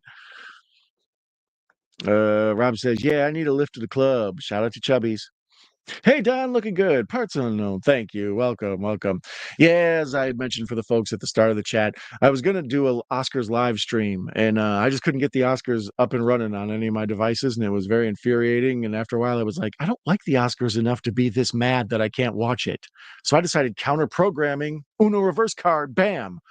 So, since I'm on a never-ending kick to watch Batman movies with all you guys, uh, I thought perfect time to watch this. And I dig the whole thing where they're showing, like, like, batarangs, but they're really, like, bat throwing knives. They don't quite come back to him. We're in the scene where he's in the, shipping yard, and there's all the metal shipping containers that make, like, the giant hallways, like, down at the docks. So he's running through all these, like, shipping containers, and everybody's shooting, and there's this cool, like, ping of all the bullets off of the metal, and, Batman's hiding in the night and popping out of the shadows and grabbing these people one by one. Daredevil copied this scene a lot for a lot of what they do on the Daredevil show.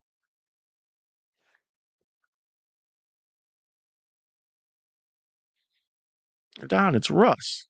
Hey, Russ. Nice to see you. Russ. Why am I drawing a blank? Russ whom?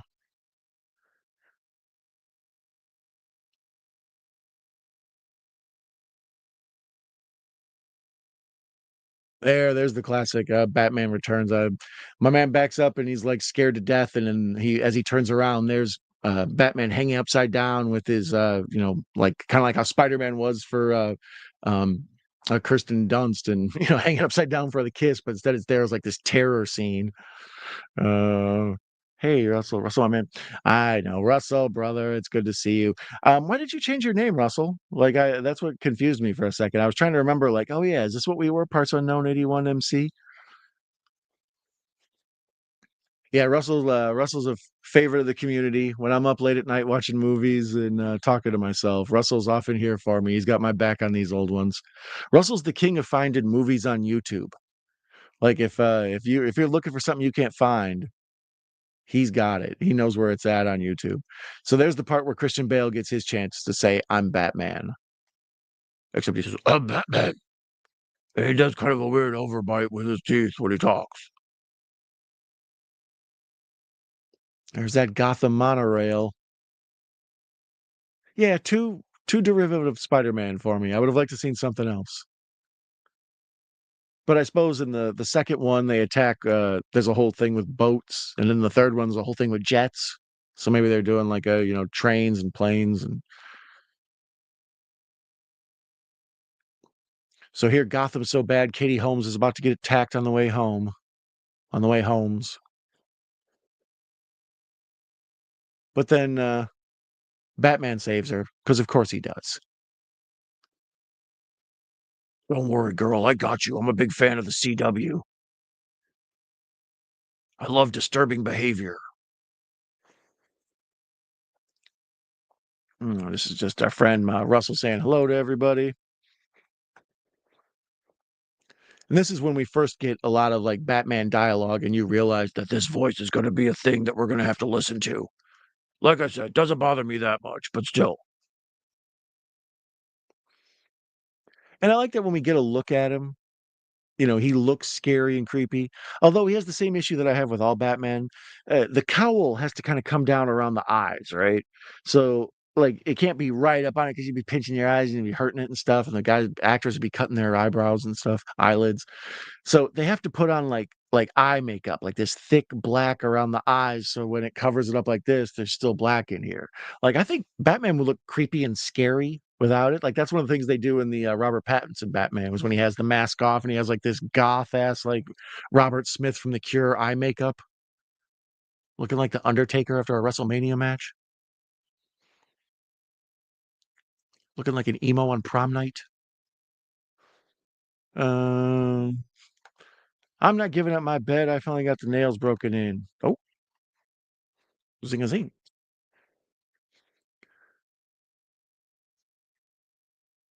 These shots I've always loved, and this series of movies where they have Batman standing on, like, some pillar of a tall building or, like, how Batman is in the comic books, always up on gargoyles or on cool ledges.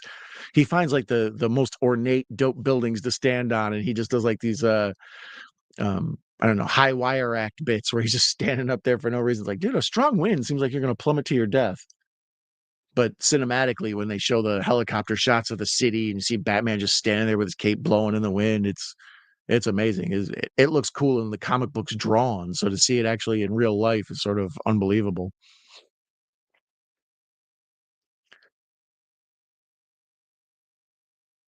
And then there's the first start of the bat signal. They take the crime boss and they tie him to a spotlight and then shoot the spotlight up into the sky. So then later on, they make that into the Batman. So they cover all their bases in this. They really want to make sense of all the silliness.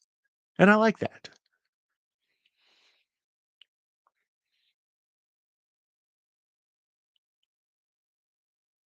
So here's where Alfred wakes up Bruce Wayne after a night of out beating people up. And he's like, 3 o'clock is too late, sir. That was the best Michael Caine impersonation anyone's ever heard. Send that to the Smithsonian. It's so crazy to see Christian Bale buffed up like that. Like he gets out of bed in his pajamas and you can see like he's all bruised, but you can also see he's like swole. And after seeing him in The Machinist, which was only, around this time, I'm not sure if it was before or after, but like as he's anorexic in The Machinist. He looks, like he's been chained to a wall and starved. So to see him all buffed up like this, it's like, dude, this is crazy. I mean, there's a word for that. It's called steroids, but still. And there's the push-ups that they mentioned later. How does Batman stay in shape? Push-ups. Oh, brother Max wants me to start the damn movie over. All right, let's go ahead and get it. All right, and I've got it on HBO Fanfare. Is that right?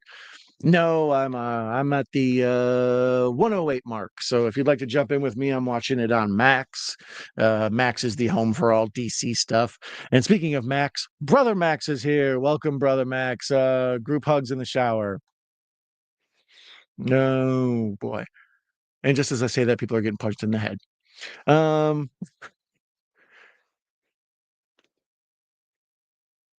they're explaining here the whole thing with he had the whole the vaporizer thing that can destroy Gotham. And one of the bad guys turned it on and like blew himself up.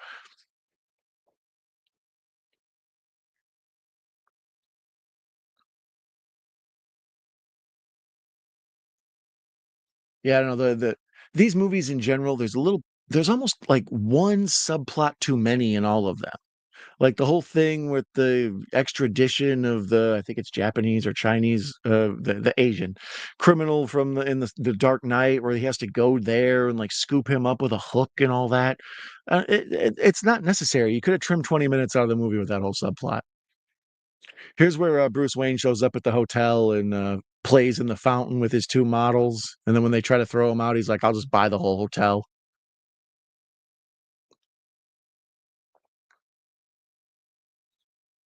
Yeah, some of these scenes where he's Bruce Wayne, it really feels like he's just Patrick Bateman, except not as creepy.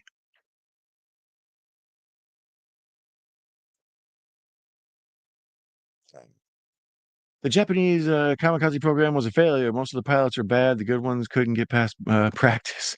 Uh, yeah, if you haven't seen Godzilla Minus One, that is an excellent movie about the whole situation with uh, you know, uh, dive bombers for the Japanese army, and it tells an amazing story about the guy in there. That's part of what really makes that movie the drama of Godzilla Minus One, and then every now and then Godzilla just shows up for awesomeness. It's like, wow, this is a brilliant movie. So there we see Bruce Wayne leave with his models, and he's tipping everybody, and he's being the big glamorous playboy. But we know this is all intentional. He's trying to literally make a big splash. Like he wants to be seen by the local gossip rags, and he wants the rich hoi polloi to think, oh, he's the rich screw up son. So he just goes and makes a big scene so people remember him. And here we bump into Katie Holmes, and she's supposed to be like all mature and grown up. Like, when we knew her, she was this sweet girl and, this kid, and now she's all grown up woman. It's like, no, she still looks like, girl from Dawson's Creek or wherever the hell she's from. Is that where Katie Holmes is from? I don't know. Don, odds of you being available March 10th. It's March 10th. Next Monday? We could probably figure out something.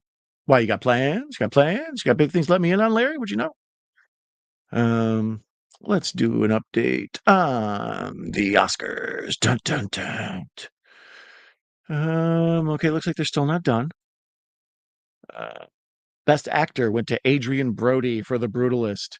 As I believe he was the odds-on favor, like he was the betting favorite. I also Googled the favorites on the gambling sites earlier to see, so I'd have some idea of what I was looking for.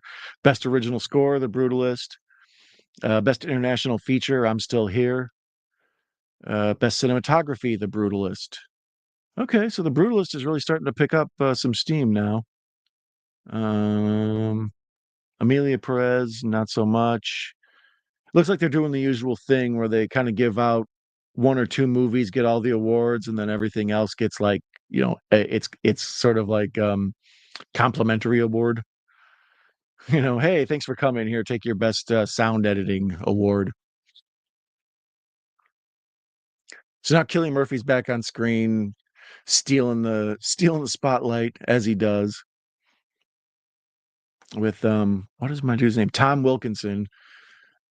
Once again, another actor that they have for this movie where it's like we need the best possible person to play this role.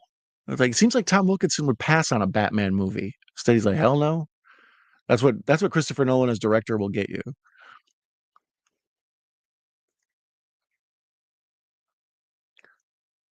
Once again, Cillian Murphy being creepy as hell. He's got like such a soft, gentle way about him, and for some reason that comes off as serial killerish. Like he's very clinical. Well, obviously, he's a psychiatrist or whatever.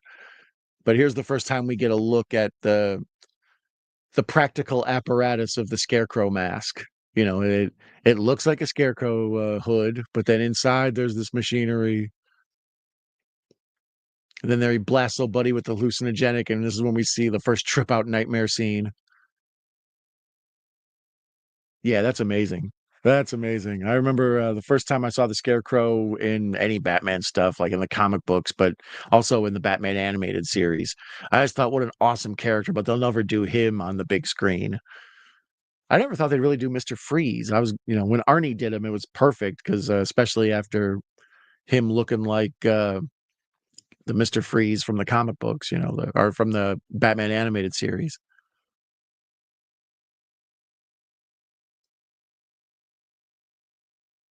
So there's where Gary Oldman's taking the garbage out and he turns around. Sorry, Gary Oldman. Commissioner Gordon is taking the garbage out and he turns around and Batman's just sitting up on like a air conditioner, like on a fire escape above him, like hanging out. Ah, I appreciate your ninja ways, but sheesh, buddy. Come chitter, come chatter, come vicious vampire. If Demi doesn't win, I'm sure they will riot. Yeah, that's another one of the things that people think is a guaranteed to happen is Demi Moore winning. Um, I was able to watch the red carpet stuff. Like I said, I had issues with Hulu and all this or whatever, being able to watch it. And I almost busted out the rabbit ears. Like I got one of those things that you put up on the wall and it's got the digital decoder. And I was going to see if I could get ABC. And I was like, you know what? I just don't want to degrade myself like that for the Oscars. I'm above it. Um, and the whole red carpet stuff, I saw Demi Moore, like they were basically treating her like a queen. So I'm not surprised that she'll probably be the belle of the ball. It's like when Holly Berry won that one year. Everybody sort of know. Pat Master every night has its dawn. Oh, Pap, welcome, Nate. Glad to see you here, buddy. The horror cat dad. Oh, Nate. Everybody loves Nate. Pap. Yeah, we all love us some Nate. Welcome, Nate. What's your order for the Christopher Nolan Batman movies? What do you like? Dark Knight, Batman Begins, then Dark Knight Rises? Give me your ranking. Nate, Dan, anybody in the chat or comments. Here's the part where he grabs this dirty cop and he's like got him attached by the ankle and he's pulling him up and down with like the bat pulley thing. It's always funny to me that Batman has that sort of like pulley system. It's like basically so you're Spider-Man too. You got a lot of things covered, Batman. Bat grappling hook. How much do you weigh? One of the strangest scenes in Batman, and then Vicky Vale lies and almost kills him. How dare you? Mainly about the Oscars. I'm kind of curious to see the stuff afterwards. They've been having trouble finding a competent host for the Oscars forever. Like any of these award shows, whoever hosts it's kind of a big deal. So they got Conan O'Brien this year, and I feel like he's a good host. So I'm kind of anxious to see how that turns out. Did he say anything to offend anybody? Did he make some big gaffe? Did he announce the wrong Best Picture or whatever, like Jimmy Kimmel did? Dark Knight 1 and Rises would be 2. Okay, nice. Yeah, that's pretty much how I do it too. But this is an awesome one. You can't go wrong with Batman Begins.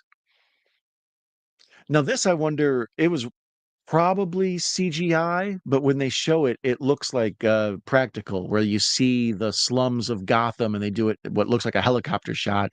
It appears to be practical models, but this was still, it 10 years into the CGI revolution. So the CGI was still spotty on a lot of movies in 2005.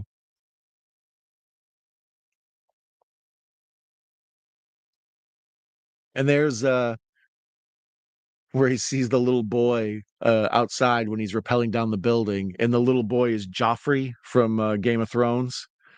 That little bastard. Um, but he's supposed to be like cute and adult, like adorable in this.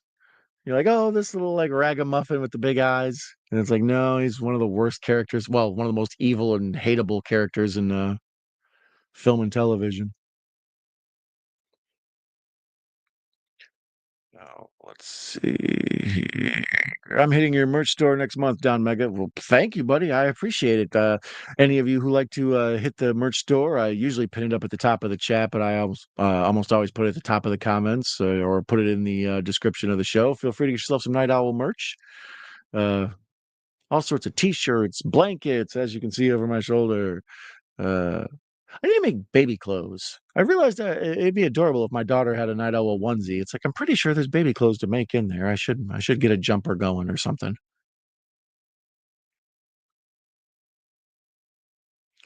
So there he almost creeps up on Scarecrow, and Scarecrow gives him the blast, and we get a good look at Scarecrow's face where he's got maggots all over it, and a bat is coming out of his mouth. Like it's straight nightmare fuel. And that's one of the reasons I really was taken back by this movie is it's one thing to take your subject matter seriously. It's another thing to literally set Batman on fire, which he just did.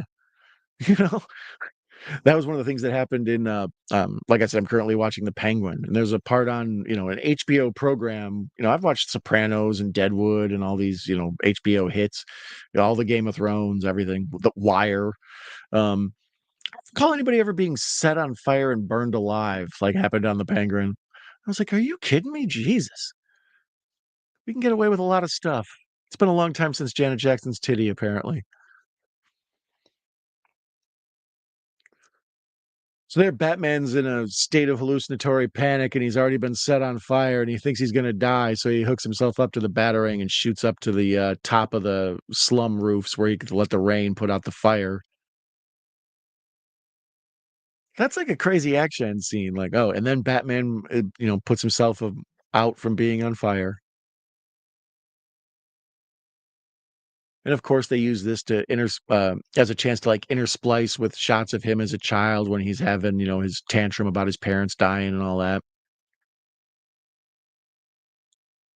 Let's see here. I saw on YouTube Return to the Batcave in 2003 with Adam West and Burt Ward as themselves, and Frank Gorshin was a fun watch. I remember the Return to the Batcave. That was a relatively big deal at the time. There was money to be made, so they did. Baby clothes, yes, or pet scarves, right? I do need pet scarves. HBO's True Blood. True Blood is one of the only ones I've never seen. I like HBO programming. I still never seen True Blood or Boardwalk Empire, but like Oz, I saw most of Oz. Saw all The Sopranos. When I was a kid, there was a show called First and 10 that was like a football comedy all about like American football. And I've probably saw every episode of that. Same with Dream On. Dream On was like the male version of Sex in the City, but somehow it's been scrubbed because it's just too sexist nowadays or something.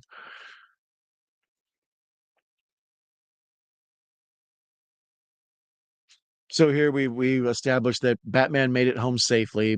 Alfred came and picked him up, and then Lucius Fox synthesized his blood and made an antidote, as one does.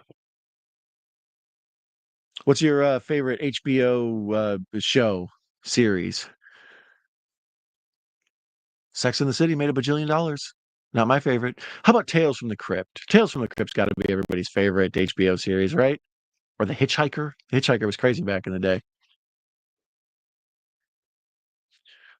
Rachel, that's her name. I couldn't think of what her name was. That's the problem with watching these movies on mute and just watching the captions. If I miss the little descriptor name, I'll have to remember it. Luckily, all these characters are burned into my memory for life. Michael says Owl in the City, right? Oz and The Sopranos. Those are your two favorites. Yeah, Oz was wild, man. The Sopranos is, of course, classic awesomeness. But the Game of Thrones stuff, Deadwood. If you haven't seen Deadwood, Deadwood's fantastic.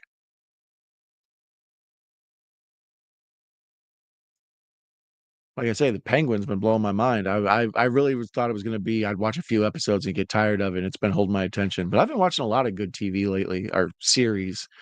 Um, oh God, what was the one I just watched on Netflix about the French one with the people who get possessed? Margaret, maybe something like that. All these foreign horror shows have a woman's name. Um, that one was really good. From was really good. I believe that's like on MGM Plus or something. So here's where we see the throwback. He plays a few notes on the piano when the bookshelf opens, and that's sort of a tip of the cap to the old like Adam West. I mean, there's some of the comic books have him doing that too. The Adam West one has him doing the Shakespeare, where he pops open the statue bust of Shakespeare and presses the button. But it's funny to know that the pole to the Batcave is still behind a pair of bookshelves in the library. And there he opens up the case and we see the bat, signal, the logo on his chest. We see the mask. Like it's funny, we've already seen Batman several times, but there's something about him opening up the war chest and seeing all the bat like armor. It's very masturbatorial for Batman fans. Here you go. Get a good look at the armor, boys. Oh, Kids in the Hall is a Canadian show. Yeah, that was a good uh his favorite is would I consider Kids in the Hall an HBO show? Yeah, I for sure would. It was I think got most of its viewers from Comedy Channel, but I remember it as an HBO show as a kid. What up, Echo? Kids in the Hall is a Canadian show. That it is. Not much, just planning something evil like make people watch The Amazing Bulk. Oh, I love when Echo does that. There's more info released on Gene's death, I heard, but I hadn't checked it out yet. Echo, did you hear anything today? Yeah, I don't know what the deal is with that. I mean, when I first heard, Gene Hackman and his wife and their dog all found dead, and they're like, police do not suspect foul play, nothing to see here. I was like, well, I want more info on this. So the next thing you know, I'm like watching press conferences by the New Mexico Police Department. It's like, I've gone too deep. Sounds to me like maybe she found him dead and then she took some pills and then she forgot to let the dog out of the kennel, but the other dogs are able to come and go. It's clearly not a gas leak.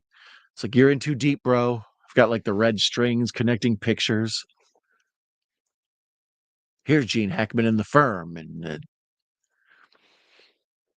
let's see here. 10 years old when I first watched Batman '66. Yeah, that I had mentioned it when I recently watched the Batman the movie, which is the movie version that actually did play in the theaters of the old Adam West Batman TV series. The Batman the show became Batman the movie. And when I watched that one, yeah, we had a few talk about the Adam West stuff. And as a kid, that show was on all the time. Like when I would stay home from sick from school, that'd be one of the main things I'd be watching. It's like in the morning time, there's going to be Batman on somewhere. And I used to love how they'd end on the cliffhanger, but a lot of times they'd bundle them together so they'd have like a Batman hour and you could watch the cliffhangers follow up right after. It was like the first version of binge watching. Oh, I got to see if Batman survived. Pretty sure he did.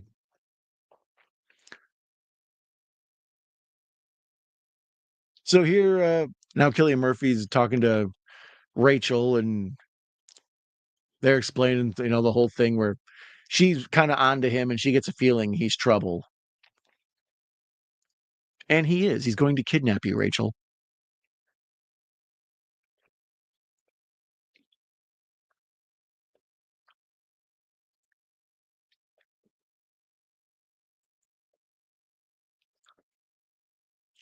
So here's where he takes her in and shows her where they're making all the hallucinogenic, and then they're pouring it just straight into a water pipe that feeds the city's like water supply.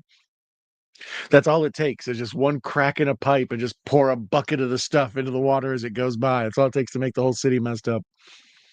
I love comic book villains. They always have the best plans. I'm gonna have the whole city tripping balls, man. People are gonna be like, "You ever look at your fingers?" So there he gives Katie Holmes a big blast of the trip out hallucinogenic. And then when he she looks at him, his face is just covered in maggots, like always. And then while he's trying to interrogate her using the hallucinogenic, all the lights go out, and we know Batman's here up in the shadows. And this is all classic, awesome Batman stuff, where it's like a tall ceiling, and he's up in like the shadowy rafters, and nobody knows where he's at. And he's dropping down and snatching folks, and that ninja stuff I talked about earlier. He's living in the shadows and attacking. Cillian Murphy is just chewing up scenery. He must have gained like 5,000 pounds after this.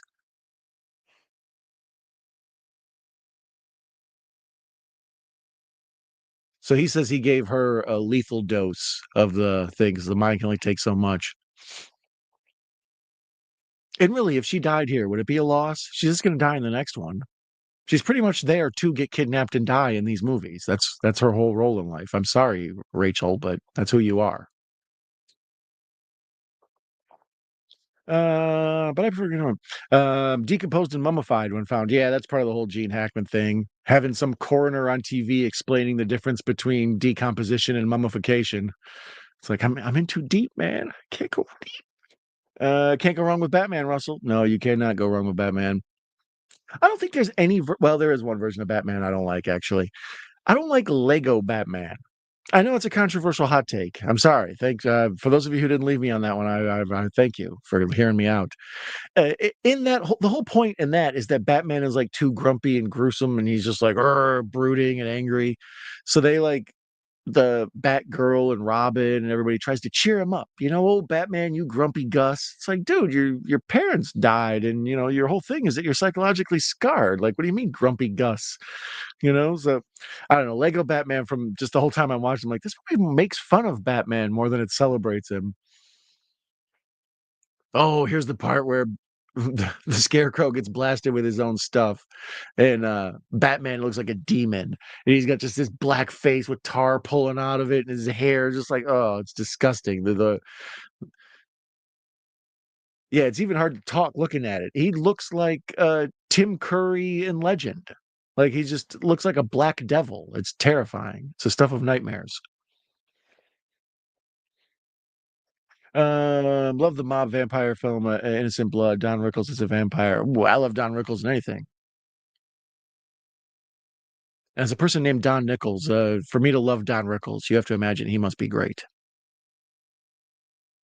Um, yeah, so here's the part where you can see that the police are sort of afraid of Batman and that they're trying to like capture him, but Gordon is sticking up for him and willing to run in and help him out and stuff.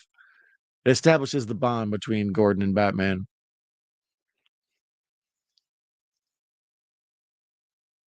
Ray Oldman looks like the Commissioner Gordon that's generally in the comics and in the Batman animated series. You know, the mustache, the glasses, he looks like he'll punch you in the face. Burt Ward and Bruce Lee were friends and sparred together. That I didn't know. That's cool.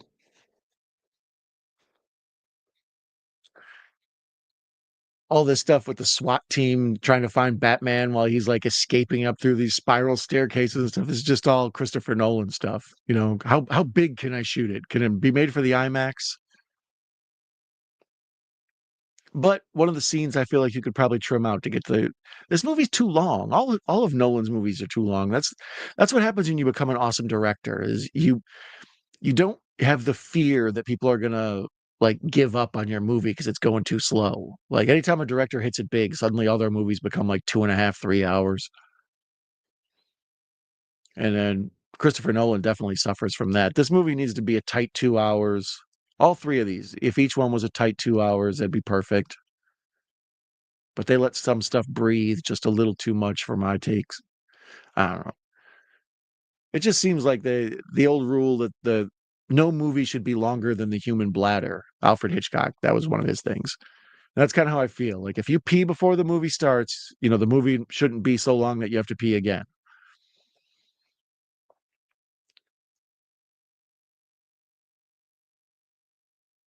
So there, Batman summons all the bats, and they come flying in and attack the SWAT team. It's like, how are you going to attack a SWAT team with a flock of bats? It's a very strange game of rock, paper, scissors you're playing here, Bruce Wayne. True, true. It is. A lot of things under reconstruction in Gotham. You know, Gotham's got good bones, but it's got a lot of house flippers and stuff. Like there's plenty of these buildings and houses that are just filled with scaffolding. And then here's where he takes the thing that calls the bats and he throws it down the like swirling, spiraling staircase. So they make this like bat tornado. And then he jumps down in the bats and hides in the bats the way a ninja would hide in like a smoke bomb. Unbelievable. Like whoever wrote all this and thought all this up and was like, I got a good way to use CGI to tell the Batman story. Genius, genius, genius. Here, Batman breaks this dude. He cuts through the jail to break out.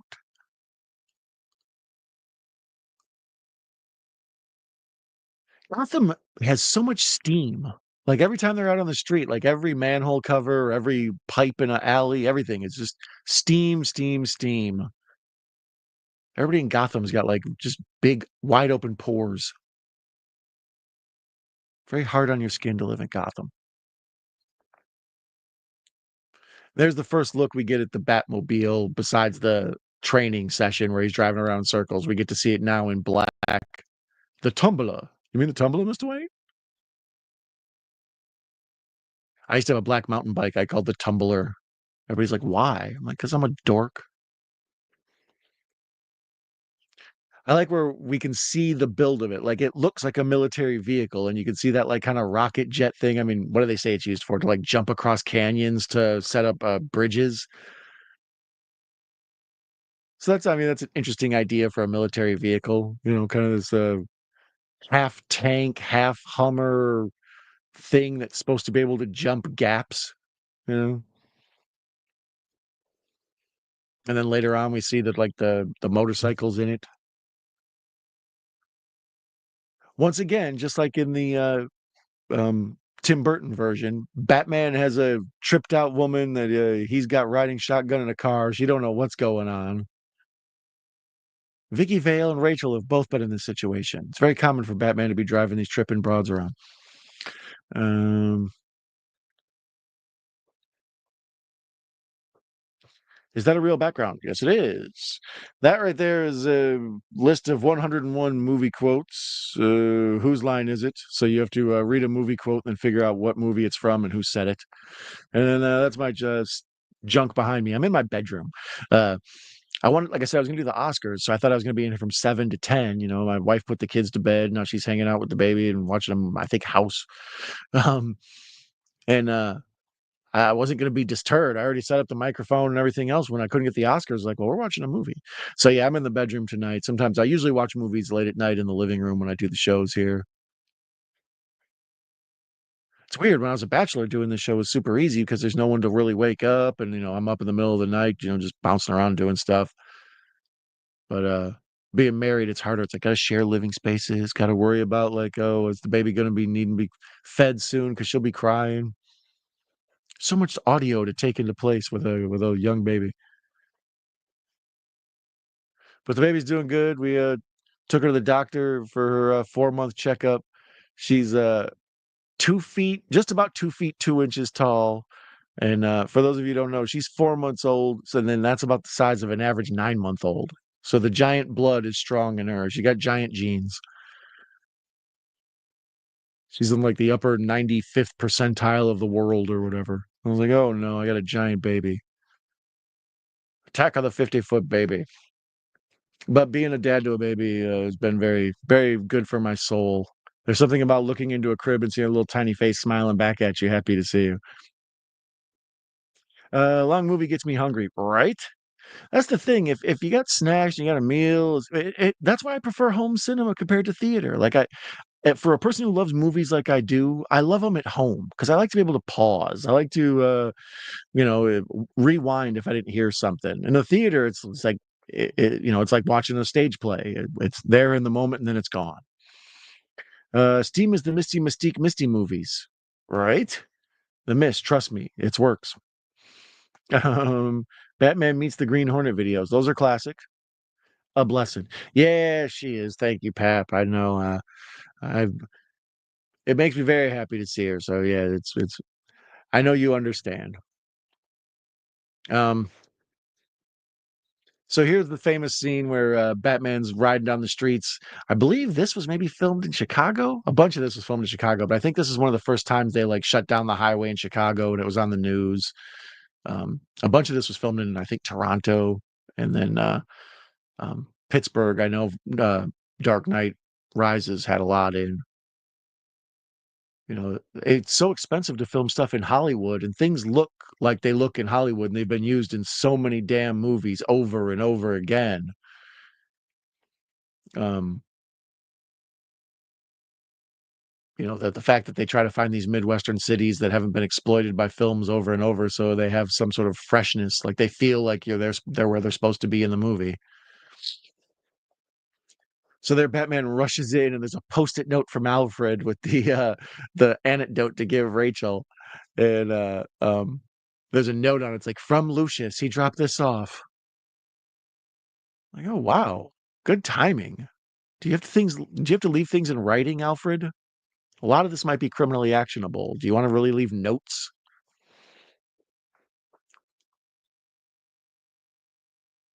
I still don't see how pouring it with a bucket into one water pipe can get the whole city completely under hallucinogenic effects.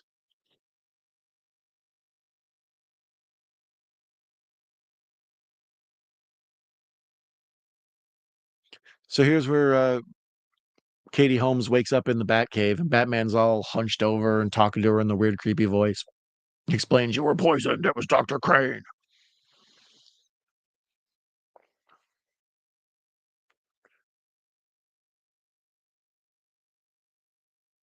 Yeah, it's hard not to get wrapped up in this. And it's hard not to get wrapped up in that black eye makeup thing. He's just at home getting ready to go out and fight crime.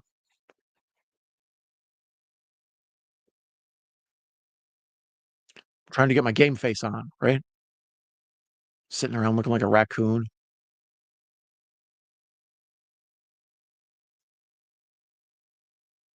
You've been drugged, so I brought you here to give you an antidote and then drug you again.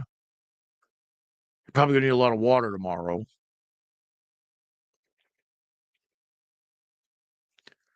I don't know. This is one of the few times you ever see Batman without the cowl on, and he's got like the whole Batman outfit, but then just like a normal head. It looks weird. It looks like somebody took an action figure and popped the head off and put a new one on.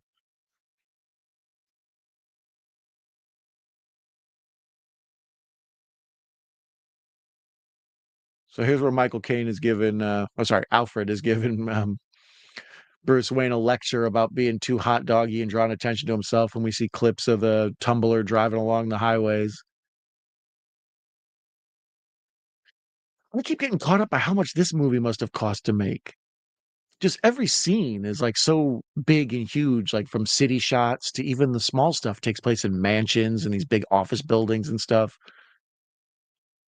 Yeah, if you were gonna throw a couple $100 million at a movie and make one of these tentpole franchise deals, you get Christopher Nolan. It's worth it. The money's well spent.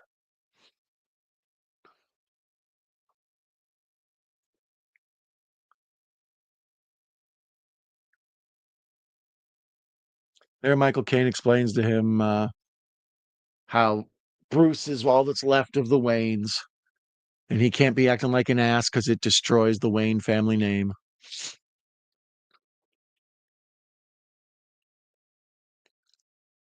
Which is funny because then right after that, he immediately goes in, and this is where it all goes down. So we're at the 141 mark. There's approximately 40 minutes left in this movie, most of which is a big fight inside this mansion and then a fight on a train. Rucker Hauer. Just the hits after hits, they keep coming. Every time you take away Michael Caine, you come back with somebody strong. I love it. Batman says Batman movies are the shit, bro. Yeah, it's weird how many of them are good. Like it seems, like Fantastic Four, like this new attempt to make a Fantastic Four movie. Every other time they try, it really kind of swings and misses. Even if you have one, it's like, well, that one's not that bad. And like Spider-Man, that Spider-Man's generally a good property, but some of them, the Sam Raimi stuff really opened the door for the stuff that comes after. But like all of the Batman movies are good. Well, Batman and Robin is an acquired taste. Not everybody likes it. I enjoy it for what it is, but it's a lesser than. But all the rest of them,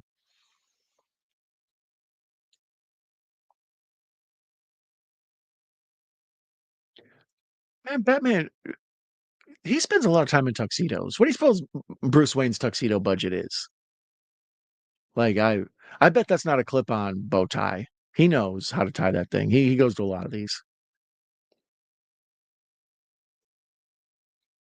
Uh, Russell says he didn't like the Green Hornet movie. Yeah, I never actually saw that one. I believe what Michel Gondry directed that one, and I dig him. Is that what happened with that, or did Edward uh, or Edgar Wright direct it? Because that was the thing for the long time. He was supposed to direct that, and I believe he stepped off, and Gondry stepped in, and then that's basically kind of what happened with Ant-Man, something like that. I don't know. All this runs together, keeping track of this Hollywood gossip.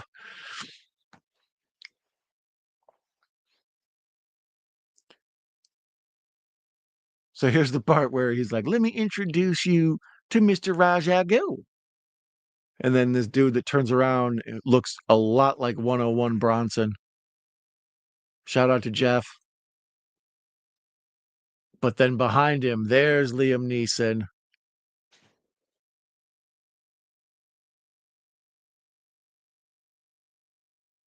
And this is where Bruce Wayne realizes that Liam Neeson is Ra's al Ghul. He just had the other guy as a fake, out front man.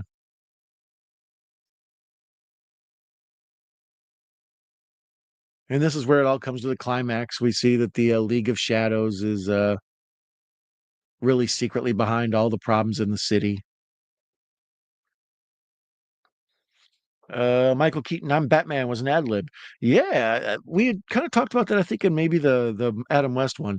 That's one of the most famous scenes in at least superhero movie lore for sure. And that the fact that it was an ad lib is kind of a bizarre. What the hell?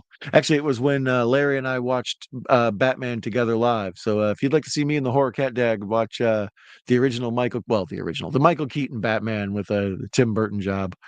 Batman '89, the OG awesome classic. That's in the archives, along with me watching the Adam West Batman and now this Batman. And I'm going to try to get to this Robert Pattinson Batman. We're going to cover these Batman. And I'll try to mix in some animated so I can get a little bit of a Kevin Conroy example. Because damn, he is good. But here's where Bruce realizes that the bad guys have infiltrated his cocktail party and he has to get everybody out without making a big scene. Like saying like, "Hey, everybody, there's a terrorist in here. You got to get out." And they all scream and run for their life. Instead, he acts like a drunk jerk and tells them all a bunch of like freeloaders. He basically does what Eddie Murphy does in Trading Places. Man, get out of my house. Somebody's coos is on my rug. It's pretty much the same scene. My brother was a stone groove, a righteous. Yeah, yeah, yeah. Get the fuck out. Shout out to Trading Places. So now Batman has been completely all the criminals are Liam Neeson's gang is here. So he's got one, two, three, four, five, looks like seven henchmen. I don't know. They keep cutting camera angles on me. So we've got somewhere between 6 to 8 bad guys that Batman has to dispatch with.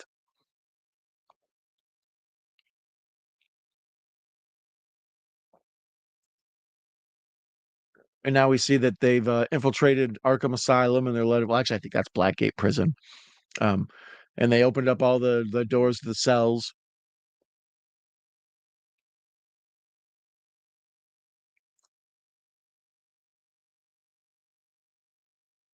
Sorry, they're letting Liam do a big monologue here where he explained how like all the times that the different civilizations over society have just been destroyed and fallen, even going back to Rome. That's the League of Shadows. And now Gotham has gotten too big for its britches, and they're going to take it down. I always feel like Gotham is Chicago. You know, Metropolis is obviously New York. That's the big city, and then Gotham is Chicago, I would say. And then I think the Green Lantern lives in like Coast City or something like that. You know, I think that's obviously LA or San Diego. Um, Pap says Keaton definitely is Batman. Yeah, I don't really. I feel like Batman is like Hamlet, as silly as that sounds. It like anybody can play them, and the different versions of them, like all the different Jokers and stuff. It's like I think it's kind of cool. I like seeing different takes on a character that I'm familiar with. It's like I recognize what you're doing enough, so I see what I love, but I also see what you're doing with it. But yeah, Keaton, he hit me at the perfect age, so he's like burned into my consciousness as one of the key Batman.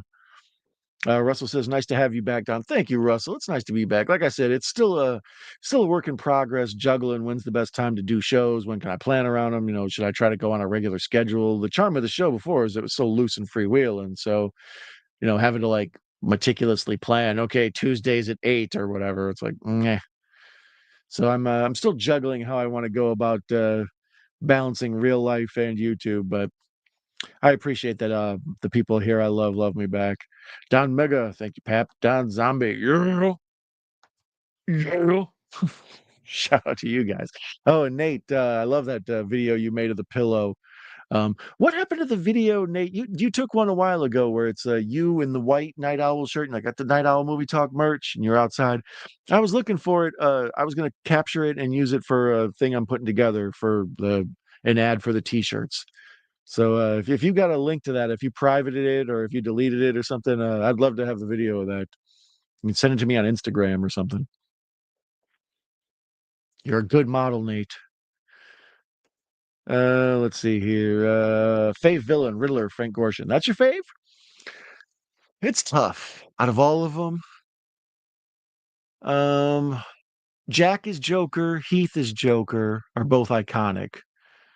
Hardy is Bane is pretty amazing. Um,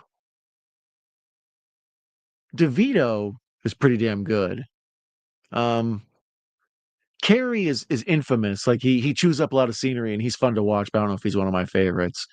Gorshin from the old show, Burgess Meredith from the old show, Vincent Price's Egghead from the old show. How about that one? Yeah, there's a lot of good villains in there. Julie Newmar as Catwoman in the old show. Same with Michelle Pfeiffer.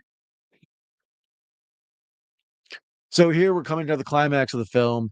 Bad guys have, started their plan and orchestrating their big thing to that's going to have to be thwarted by Batman to have a big climax at the end and saves the day and Gotham is safe. So here we see Wayne Manor burning to the ground. It's like a symbolic thing where his past and his family and all that's been destroyed, but he would rebuild it, the same way his family was, murdered and taken away from him, and he has to rebuild his life. And then it also explains why then later how they're able to put all the stuff from the Batcave underneath there. They since they have to build it from the ground, they can really do whatever they want with it down there then. What is the point of those push-ups if you can't even lift a bloody log? That was yeah. And once again, the best Michael Caine impersonation in the world, recognized by Guinness. Guinness the beer, not the World Record Company. So yeah, there we see him do the keys on the piano and go down the bookshelf. And I dig that instead of the barber pole like they had in the Adam West Batman, it's like a service freight elevator type deal. Once again, making it more believable. And we get a feel for how far down is. Like it's several stories down. Like they're probably what looks like 200 feet down below the ground, at least 100.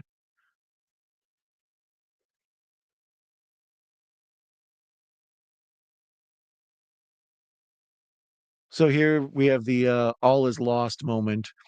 In all of our stories, we play to a peak. in the climax of the movie where the hero defeats the bad guy and whatever. But you have to have the moment where the bad guy or the hero doubts himself. Like it feels like all is lost, as it's referred to in the script writing lingo. So we have these all is lost moments where it feels like our hero right at the end, nothing can be done. Everything's at its lowest. Life sucks. But then he rebounds back. So here Batman is stabbed and explaining how he tried to save Gotham and he failed. And Michael Caine's giving him this big, like, fatherly pep talk. Katie Holmes just tells a cop, he's like, nobody's allowed to go this way except for cops. She's like, I'm a district attorney. He's like, oh, go right ahead. Really? The rest of them are wearing like riot gear, and she's got like a short pump and like a mild business suit with a trench coat on. Look like a cub reporter. Hot to trot. John Candy is a talking horse. Don the talking horse, of one of my favorites. Bobcat Goldthwait. Sometimes my baby, she'll be like, "Ah, ah, ah," like when she lays in the crib. Like I'll be laying in bed and I'll just hear her just. "Ah." I'm like, oh, she's doing her Bobcat Goldthwait. Ah.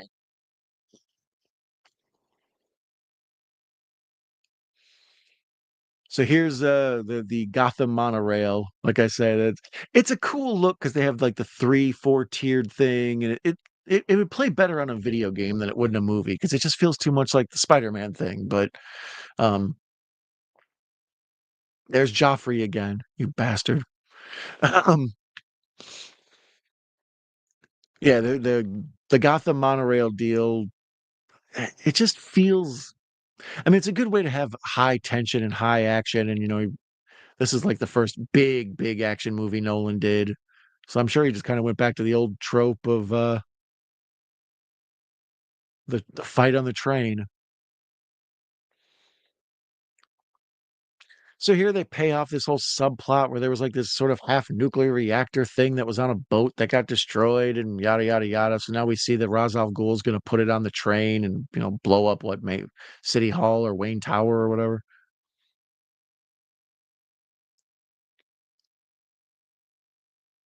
Vincent Price is Egghead. Roddy McDowell is the Bookworm. Yeah, the Bookworm was a fun oddball one. Who was the dude that played King Tut? He was good too. I grew up watching Francis the Talking Mule and Mr. Ed. Yeah, I used to watch Mr. Ed late at night. Uh, Wilbur. Francis the Talking Mule, he was more in just like feature length movies. So I didn't watch as many because Mr. Ed, he would just be like in between stuff I dug. So there we see Katie Holmes comforting Joffrey. No wonder she got fired. Maggie Gyllenhaal wouldn't comfort Joffrey.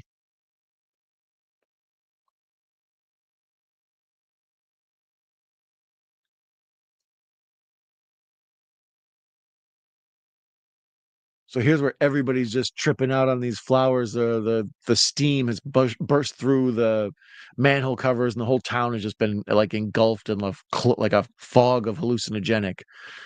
Well, at least the poor part of town, the Gotham ghetto area. Um, and we just see it like covered in smoke. It looks like a Cheech and Chong movie. Looks like Method Men and Redmen are doing a concert. Sorry, that's a data reference. Travis Scott is doing a concert. Is that better? Is that maybe young and hip? That was mediocre compositing or CGI. When the tumbler comes jumping out of the waterfall cave and then goes flying up onto the ground, you can kind of see the matting outline around it. That's one of the only effects complaints I've had in this whole movie so far, and it's an effects heavy movie. This whole thing where the Scarecrow and they get the horses involved, and the Scarecrow's on the horse and he looks like Ichabod Crane, and it's like terrifying. Nightmare fuel, friggin' nightmare fuel. Bamboo Harvester was the name of Mr. Ed. Didn't know that.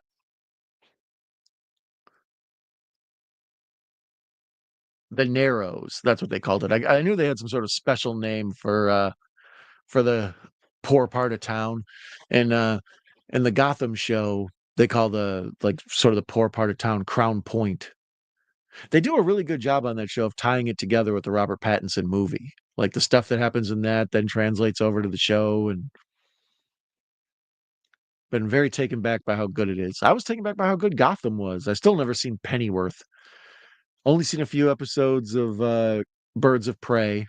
If you've never heard of Birds of Prey, that's like a Batman spin-off show that takes place like 30 years in the future after Batman's gone, and it's got the Oracle in it and stuff. Gotham is the story of young Jim Gordon, but we also see young Catwoman, young Poison Ivy, young Joker, young Penguin.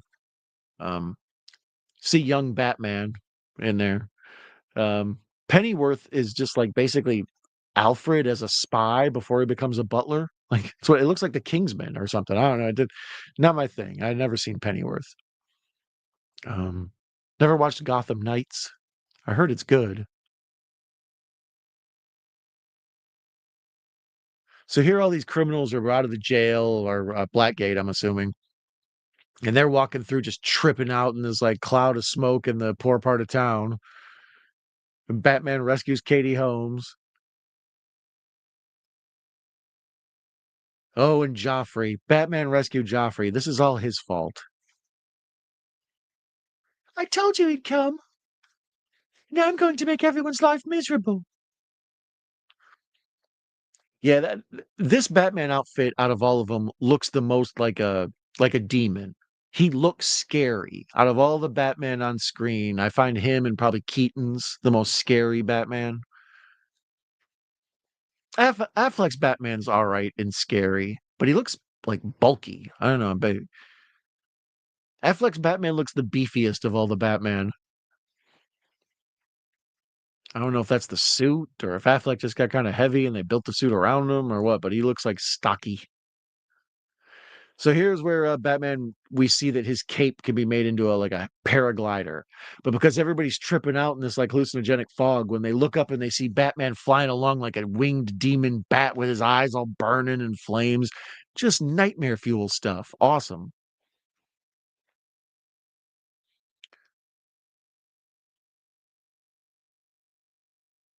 And here, it's one thing. See, he's got the gravelly voice. I buy that, but there's also like sort of a lisp to it. He does a thing with his upper lip that looks weird.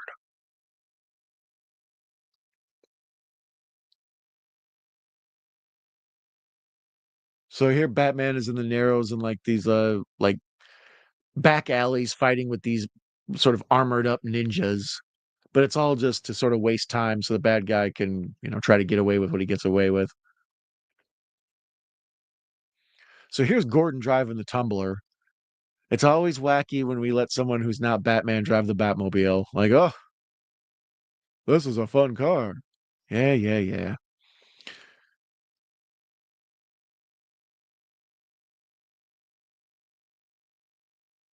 This is all, yeah, it's almost like Blade Runner-y. Like the way they show the Narrows and it's all like smoky and heavy duty like a Tony Scott film, but it's also got like this crazy neon in the background to get through the fog.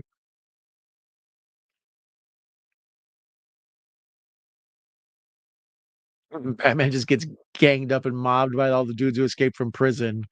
More just slowing him down so he can't get to Liam Neeson.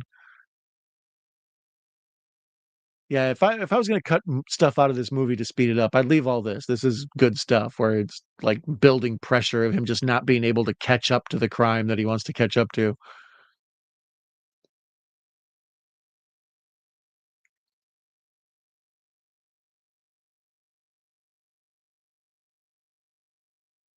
So now once again the steam is popping out through the manhole covers and the city is just becoming like, infested with the hallucinogenic smog. This is all too much. The whole thing with him hanging on to the train by the rope and banging into stuff, and I don't know. Like I said, the train is really my only issue with this movie. Everything else I love to death. I mean it, bro. Um, Mr. Ed, Leave It to Beaver, Lassie the Rifleman was the Monsters was my jam, amongst others. Yeah, all that old school stuff that used to be on syndicated television. You know, even other folks, like a lot of people grew up on Nick at Night, so they know all those. But I remember back in the day, like, once the main shows that everybody was watching went off late at night, it'd be those old black and white shows from the 50s because they probably cost TV stations nothing to run. You know, nobody's going to pay a lot for Mr. Ed, but it's good to throw it on. Somebody will watch it.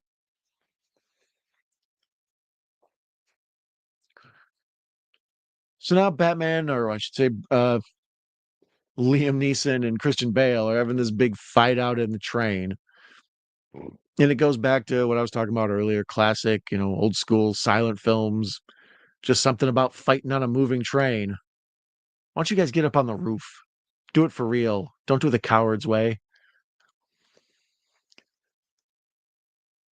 Yeah, see, some of the shots I think they're practical. They look like miniatures.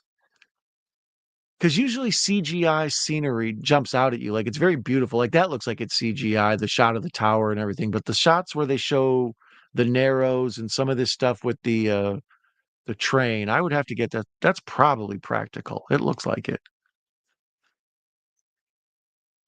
Let's check in on the Oscars, shall we? As Batman and Ra's al Ghul punch each other in the face on this train. Uh, no, let's go with the New York Times live updates.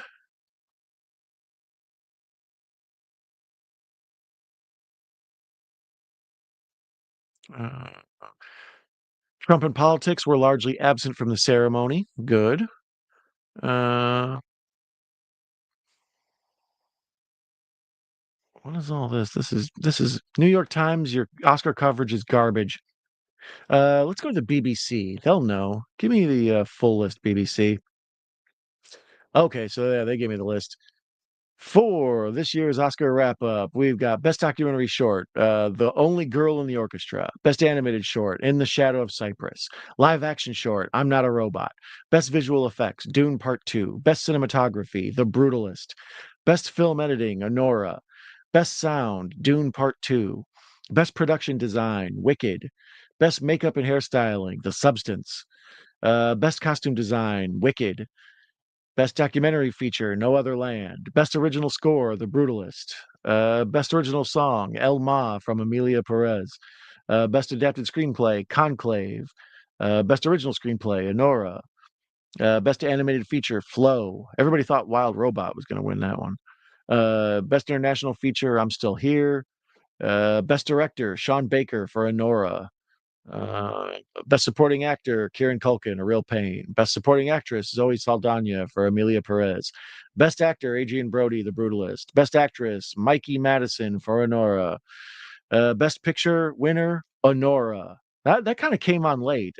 Emilia Perez was a big talk up front. A lot of people thought that was going to be, and people thought Wicked was going to make a big splash. I enjoyed Dune Part 2, but I don't know if it was the best picture of the year. Um, I wanted to see The Brutalist and I'm Still Here. The Substance I still haven't seen. I heard The Substance is good. Um, so Demi Moore didn't win Best Actress. Wow, Mikey Madison for Honora did. So Demi's that's going to be probably the big talk as Demi was shut out. And okay, finally we wrapped up the big fight on the train, and we see Gordon pop out of the Batmobile. Um, let's look and see what we got here. This movie is an 8.2 out of 10 on IMDb, which is a super high score for IMDb scores. Um, Rotten Tomatoes, it's an 85% audience. That's also a really high score. Um, Prime Video, 8.2 out of 10. Since when do they show Prime Video on Google? Um, yeah, pretty much critically acclaimed across the board. Budget, 150 million. So that's pretty damn impressive. Um, what about Is it box office 373.7 million. So it barely made double its money back, an extra 73 million on top of making double its money back. So a mild box office success, but the if it set up the groundwork for The Dark Knight, which became like one of the highest grossing movies of all time, it's a great first step. Yeah, let's look and see. The Dark Knight made The Dark Knight was 185 million to make, and it made 1.6 billion dollars. So yeah, that was probably a good investment. And then Dark Knight Rises was somewhere between 250 million and 300 million, and it made 1.15 billion. So Dark Knight Rises actually made more money than The Dark Knight at the box office. That's kind of amazing. Well, the worldwide box office. I would have guessed that The Dark Knight made more. But I guess so many people probably watch The Dark Knight on home video. Um, when Blu-ray won the format war, um, and finally became, it defeated HD DVD when things converted from HD past the regular DVD discs. There were two formats, HD DVD and Blu-ray.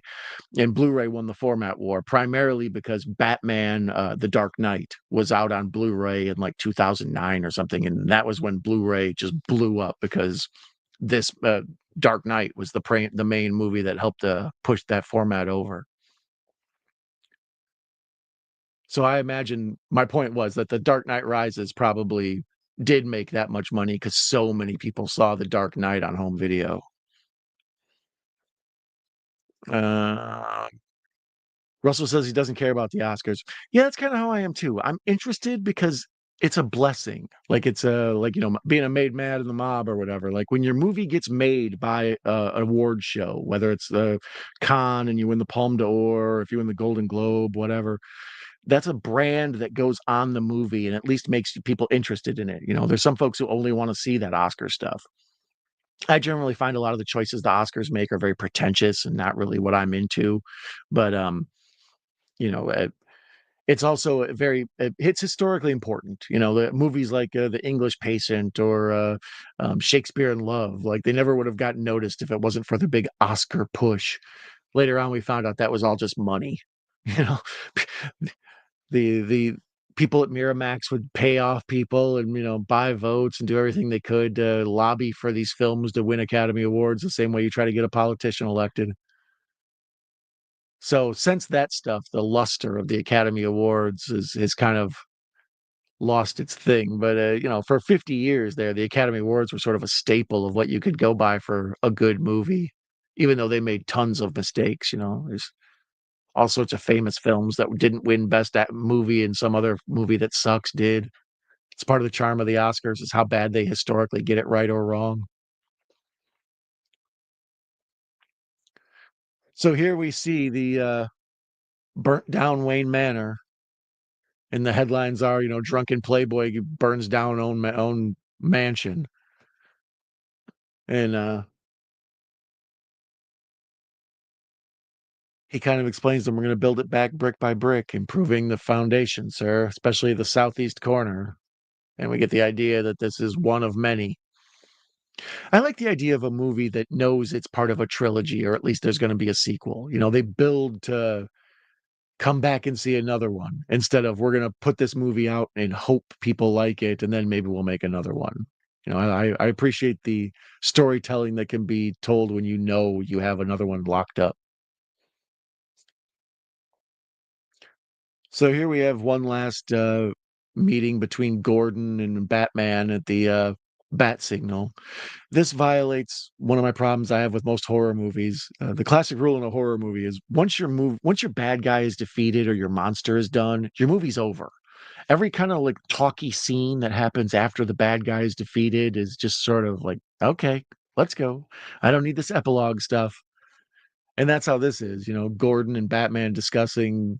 It's like, yeah, we could have mixed this into the story somewhere. We do the bad guy's dead. Let's go home.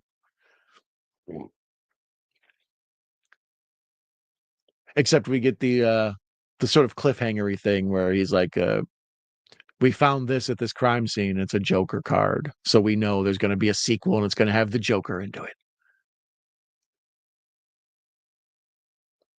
But pretty damn good movie. Um, it's hard to follow up Burton's Batman films and even Batman Forever. I know Batman and Robin. It's hard because you can't follow up Batman and Robin or Batman and Batman Returns because they're so good. But you don't want to follow up after Batman and Robin because it was such a flop. It feels like it's a damaged property. So to make this and have it such a triumph is pretty amazing to me. And that is Batman Begins. There's Christopher Nolan's credit, and we see Batman fly off into the night. So, story by David Goyer, of course. For those of you who don't know David Goyer, he's in all sorts of comic book movies. I believe he's the guy that wrote The Crow and a bunch of other stuff. The film adaptation of The Crow. But anyways, it is late. I need to eat something, get up, take a shower, get ready for bed, get up early, take the kids to school, all that. Oh, let's see what we got going on. Pissed Wrestler didn't win Best Picture. Oh, you still mad about the Mickey Rourke thing, huh? Batman Begins is better than Batman 89. Oh, Patrick, that is hot takeism at its finest. I'll pinch your cheek. No, that's the beauty of film is everybody gets to have their own opinion. You can't argue over art, but Patrick's wrong. Anyways, you weren't wrong for hanging out with me. I appreciate the heck out of you. Not the usual late night stream, although we're wrapping it up at 11:30 Eastern. So we're up a little bit late. Sorry, it's not later. Maybe next time we'll do it later. But I appreciate you for hanging out. I appreciate you being part of Batman Month and all the other Batman content that will and has already come. Be sure to check into it. Like I said, there's a video of me and Larry watching the Batman '89. I already watched Batman '66, I believe it is. And now I've watched this. So I thank you for joining me, for hanging out. Um, I'm going to wish all of you green grass and high tides forever. And adios, amigos. Thank you. See me here next time. Same bat time, same bat channel. Goodbye, my friends.